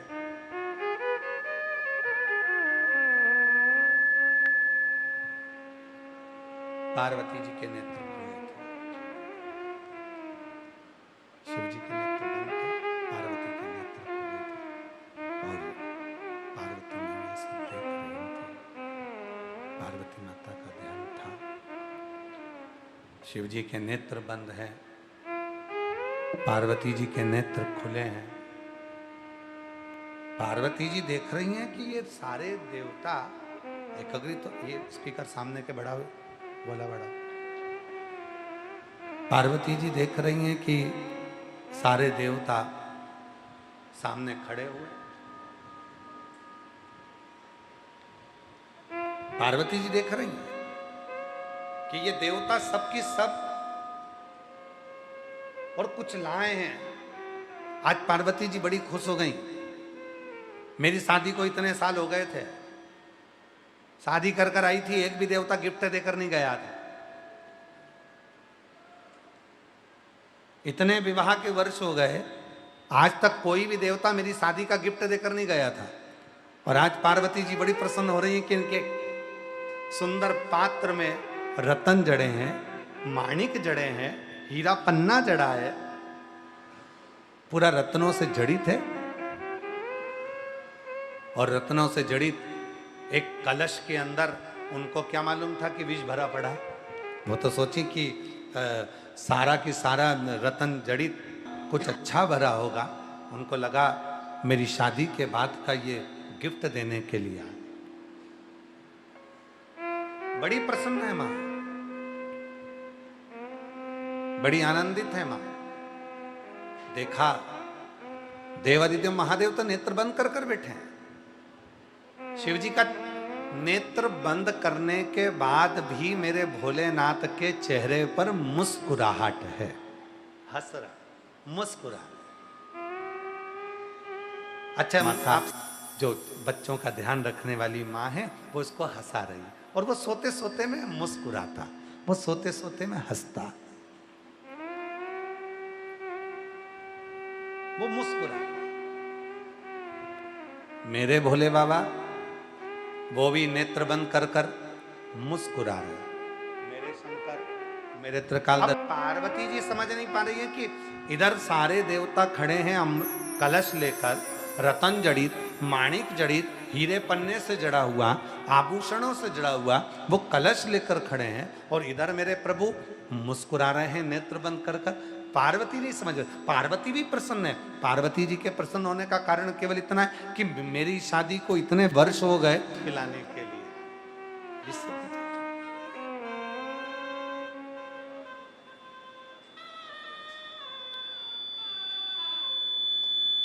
है तो वो प्रसन्नता के साथ आनंदता के सेट करो, साउंड सेट करो, प्रसन्नता के साथ में आनंदता के खूब प्रसन्न भोलेनाथ। और पार्वती जी शिव जी को जगा रही है, भगवान शंकर को जगा कर पर देवता हैं, दरवाजे पर देवता हैं और ये कुछ लेकर आए। भगवान शंकर नेत्र नहीं खोले। भगवान शंभु शरणे। पार्वती जी शिव जी को जगा रही हैं, भोलेनाथ जी जागिए। शंकर भगवान नेत्र बंद कर कर बैठे, शिव जी के नेत्र बंद, बस मुस्कुरा रहे हैं, चेहरे पर प्रसन्नता। मेरे शंकर जी ने अपने नेत्र खोले, मेरे ओघड़दानी ने अपने नेत्र खोले। और शिव जी ने जैसे ही नेत्र खोले, सामने सारे देवता थे, शिव जी ने उनका आदर करा। आइए, कितनी सुंदर कथा कह रही है शिव महापुराण की। ये कथा वर्णन कर रही है, विष लेकर आने वाले का भी शंकर जी आदर कर रहे हैं। अब आप में से कितने लोग हैं जो तुम गाली देने वाले का आदर करोगे?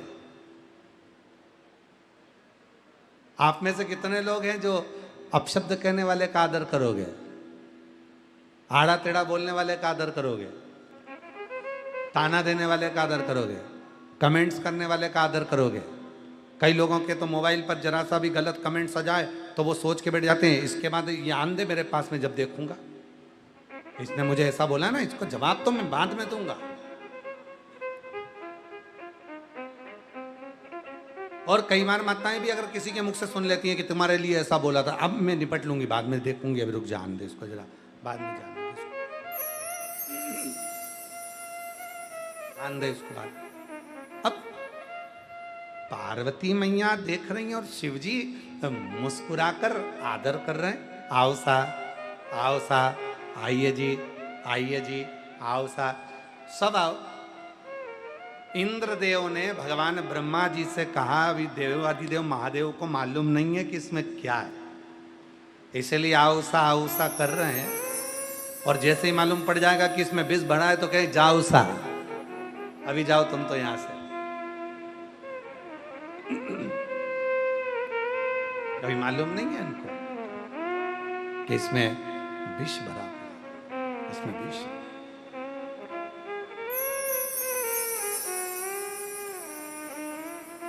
देवता आए, प्रवेश करे, अंदर आए। सारे देवता जब आ गए तब गिफ्ट देखने की तमन्ना पार्वती जी को बहुत हो रही थी कि इतने देवता आए हैं सब और ये लेकर आए हैं, तो उसको देखने की जो तमन्ना है, उसको देखने की जो इच्छा है, उसको देखने की जो आनंदता है, वो बहुत सारा जग रही है। मन में बहुत सारा भाव जग रहा है कि ये जो लेकर आए हैं, ये आनंदता के साथ में दर्शन करो। शिव जी ने पार्वती जी से कहा, भगवान ओघड़दानी ने पार्वती जी से कहा, पार्वती जाओ, जाकर जो देवता लेकर आए हैं ना उपहार, जाओ जरा लेकर आओ। पार्वती जी गईं, देवताओं को प्रणाम कर कर बोले, आप मेरे कैलाश पर आए हैं, हम आपका वंदन अभिनंदन स्वागत करते हैं। क्या लाए हो? देवताओं ने कहा, ये भोलेनाथ जी के लिए लेकर आए हैं, आप भोलेनाथ जी को दे देना। अब पार्वती जी ने बड़े खुश होकर कहा, जो पति का तुम सामान लेकर आए हो उस पे पत्नी का भी तो हक होता है। इतनी देर में इंद्र कह दिए, मां ये आपके लिए नहीं है, आपके बस की बात नहीं है, ये केवल आपके पति के लिए, ये आपके लिए नहीं। पार्वती जी विष लेकर जा रही हैं, उनको नहीं मालूम कि इसमें विष भरा पड़ा, ले गई।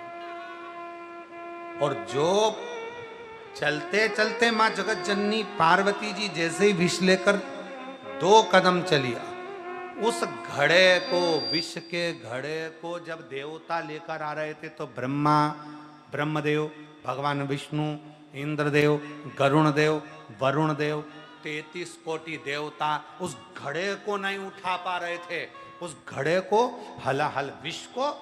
जगदम्बा अंबा भी कम नहीं है, शिव की आदि शक्ति है मां। और उस घड़े को जब लेकर चली, अभी 33 कोटि देवता उठाए थे उस विष के घड़े को, अभी मां अकेली उठाकर जा रही है। जब अकेली माता उठाकर चली है तो इंद्र समझ गए अब ये घड़ा शिव के पास जाएगा, शिव इसको पी लेंगे, ये छूटेगा नहीं, ये साधारण नहीं होगा, ये छूटने वाला नहीं होगा। शंकर इसको पी जाएंगे, शिव इसको धारण कर लेंगे, शंकर इसको पी लेंगे, शिव इसको धारण कर। अब ये साधारण नहीं होगा ये घड़ा। चली मां पार्वती जगत जननी जगदम्बा अम्बा, मां जगत जननी दुर्गा भवानी कलश को लेकर चली, कलश को लेकर चली। शिव जी ने जो देखा उठाया, पार्वती जी की ओर देख रही हैं मां, माता जी की ओर, पार्वती शिव जी की ओर देख रहे हैं।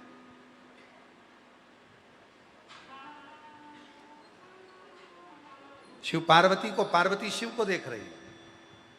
और शंकर भगवान प्रसन्न होकर उस घड़े को लिया।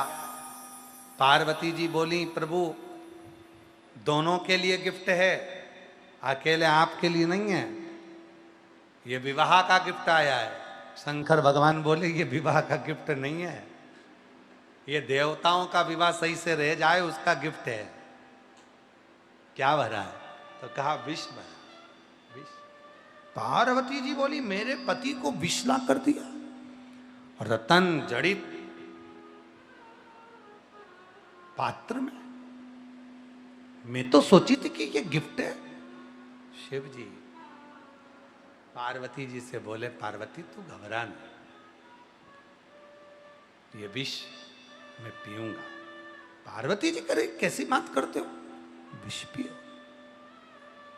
और तुम विष पियोगे प्राण छूट जाएंगे तुम्हारे, शरीर चला जाएगा तुम्हारा, तुम मर जाओगे, तुम्हारे प्राण चले जाएंगे, तुम्हारा शरीर छूट जाएगा और तुम विष पीने की बात कर। शंकर भगवान बोलने लगे पार्वती तुझे तेरे पति पर भरोसा है कि नहीं, तेरे पति पर विश्वास है कि नहीं।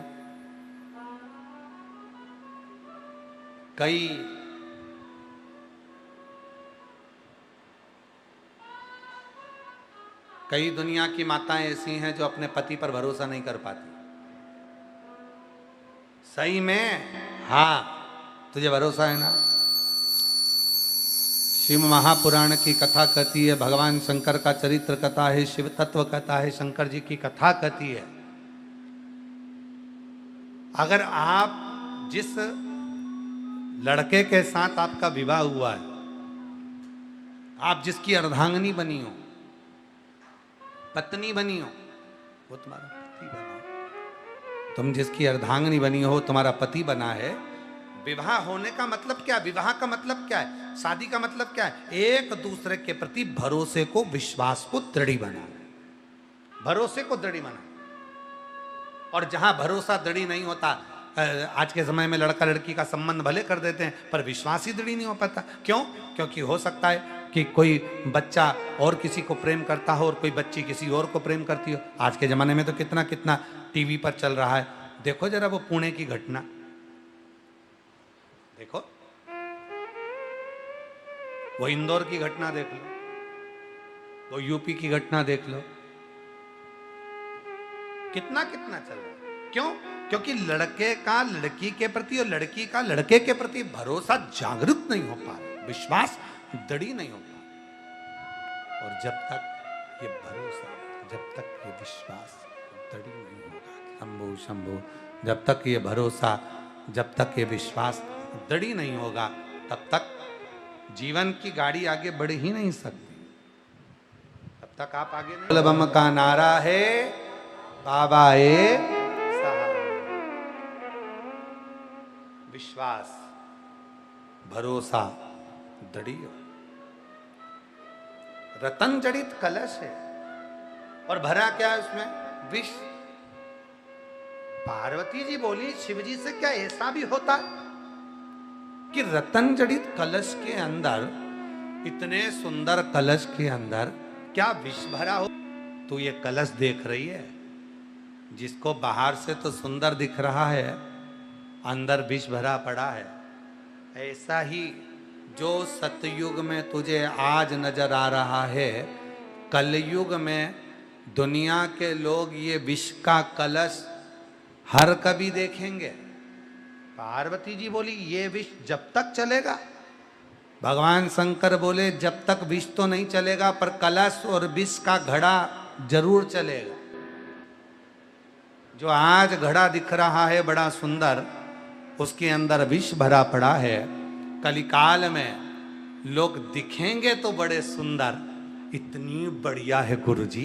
कई माताएं आती हैं, कहती हैं गुरुजी मेरी लड़के के लिए लड़की देख के आई हूं, देखो जरा देख कर बताओ कैसा लग रही है, बहुत अच्छी लड़की है गुरुजी। हम कहते हैं तुम देखी आई? हाँ। हम गए थे 12 लोग, लड़की बिल्कुल नहीं बोली, एकदम बढ़िया, कुछ नहीं बोलती, ज्यादा बोलती ही नहीं है, उसका घर परिवार सब अच्छा है गुरुजी। उसने कहा बताओ तुम देखकर बताओ गुरुजी लड़की कैसी है? हमने कहा लड़की अच्छी है पर अभी नहीं बोली है, शादी के बाद बोलेगी तो तू भी डोलेगी, अभी नहीं बोली है, तुम चिंता क्यों कर? शंकर भगवान ने जब ही कह दिया था विष के घड़े को देखकर, पार्वती जब सतयुग में जिस घड़े को तू देख रही है, सतयुग में तू जिस घड़े को देख रही है, ये घड़ा जो बाहर से सुंदर दिख रहा है, अंदर इसके विष भरा पड़ा है, अंदर इसके विष भरा पड़ा है। बस कलयुग में ये नज़ारा हर जगह पर देखने को मिलेगा। जो दिखते तो बड़े सुंदर हैं, पर अंदर कितना कपट है, कितना ईर्ष्या है, कितना कितना अपशब्द है, कितना कितना द्वेष भीतर भरा पड़ा है, ये कोई नहीं जानता, कोई नहीं जान सकता। जैसे पार्वती तू नहीं जान सकी थी इस घड़े को देखकर, जैसे पार्वती तो इस घड़े को देखकर नहीं जान सकी थी कि इसमें विष है कि अमृत है, उसी तरह संसार का क्या ये कौन जान सकता है? किसने जाना? दिख रहा है ठीक है, भीतर कैसा कौन जान रहा? इसीलिए शिव महापुराण की कथा कहती है, भगवान शंकर ने पार्वती जी से विवाह करने से पहले भगवान शंकर ने पार्वती जी की परीक्षा ली, खूब परीक्षा ली। थोड़ी बहुत परीक्षा पार्वती जी की नहीं लिया, शिव जी ने बहुत परीक्षा।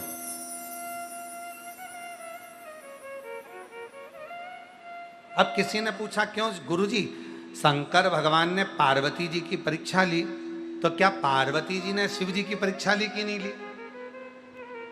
तो शिव महापुराण की कथा कहती है जैसे शंकर भगवान पार्वती जी को अपनी अर्धांगिनी बनाने के समय पर परीक्षा ले रहे हैं, वैसे कि वैसे ही माता पार्वती भी शंकर भगवान की परीक्षा ले रही है।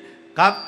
जब बाबा भोलेनाथ एक नर्तक का रूप रखकर आए, हाथ में डमरू था, नाचते हुए नर्तकी करते हुए नटराज बनकर मेरे भोले बाबा पार्वती जी के सामने पहुंच गए।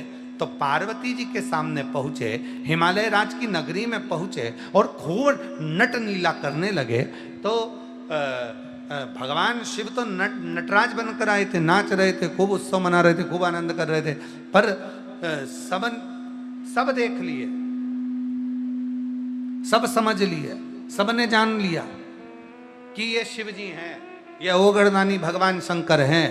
तब आखिरी में स्वयं देवऋषि नारद जी ने पूछा पार्वती जी से, क्या आप शंकर भगवान को पहचानेंगे कि ये शिव जी हैं? पार्वती जी ने मना कर दिया, मैं नहीं पहचानी कि ये शंकर। पार्वती जी परीक्षा ली, केवल शिव जी परीक्षा नहीं लिए, पार्वती जी ने भी शिव जी की, मैं नहीं पहचानी ये शंकर जी। लोग कहते हैं तुम चाय अच्छी बनाते हो, अब चाय अच्छी बनाते ये लोग कहते हैं, तुम एक आध दिन बनाकर पिलाओ तब हम जाने कि चाय अच्छी बनी। अब शंकर जी नटलीला कर रहे हैं, नटराज बनकर आए, शिव जी नटलीला धारण कर रहे हैं, तो सब करें, ये शंकर है, ये शंकर है, ये शिव है, ये उगरदानी है, ये शंभु है, ये त्रिकालदर्शी है। पार्वती जी शिव जी से कहती हैं क्या आप विष पिएंगे? भगवान शंकर कहते हैं पार्वती, जगत के कल्याण के लिए, विश्व के उद्धार के लिए ये विष मुझे पीना ही पड़ेगा। यदि ये विष मैंने नहीं पिया तो ये संपूर्ण ब्रह्मांड को नष्ट कर दे।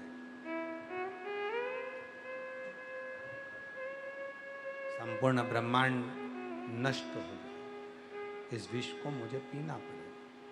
तब भगवान ओघड़दानी ने जो विष पिया, पर पार्वती जी से कहा कि तेरे बिना मैं विष भी नहीं पी सकता, तो मेरे कंठ में इस विष को रोकने के लिए नील सरस्वती बनकर माता पार्वती जी ने कंठ में पहुंचकर विष को रोका। नील सरस्वती बनकर।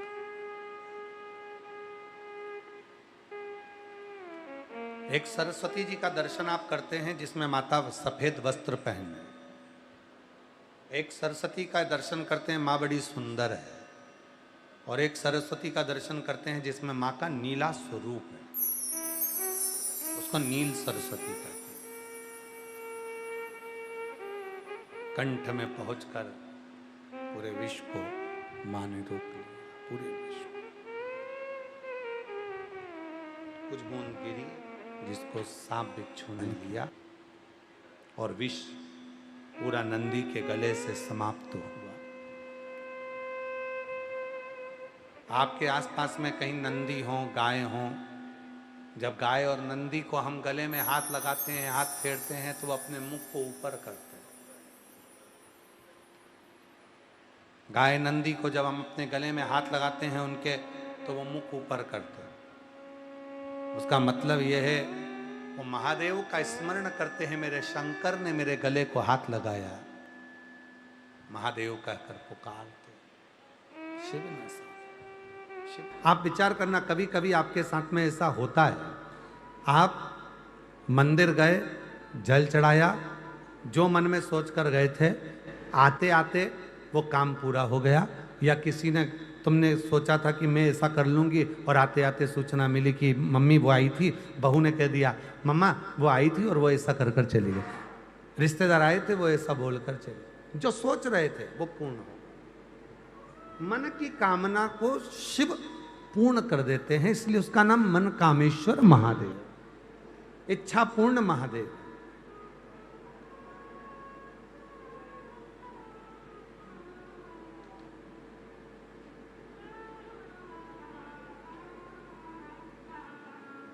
आज आप लोग कथा श्रवण करने के लिए बैठे हो। आज कौन सा दिन है मालूम है आपको?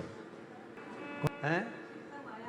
अच्छा अच्छा, तो मंगला गौरी व्रत आज से प्रारंभ हो जाता है, और कई माताएं उस मंगला गौरी व्रत को करती हैं। मंगला गौरी व्रत का मतलब क्या है कि आज के दिन तुम संसार का मनुष्य जब अशोक सुंदरी वाले स्थान पर थोड़ा सा कुंकू चंदन लगाकर, हल्दी लगाकर एक बेलपत्री समर्पित करता है और हृदय से अपने मन में मंगल कार्यों का विचार करता है, मेरे बेटे का विवाह हो जाए, मेरी बेटी का विवाह हो जाए, मेरी बहू को संतान हो जाए, मेरे बेटी के यहाँ संतान हो जाए, मेरा कोई मकान बन जाए, मेरे घर में कोई मंगल शकुन हो जाए, मेरे घर में मंगल आनंद हो जाए। जब आज के दिन वो मंगल गौरी व्रत के दिन, आज के दिन जो विचार करता है, जो सोचता है, जो अशोक सुंदरी वाले स्थान पर कंकु चंदन हल्दी रखकर एक बेलपत्र समर्पित करता है और उसके मंगल कार्य आज से प्रारंभ होना चालू हो जाते हैं।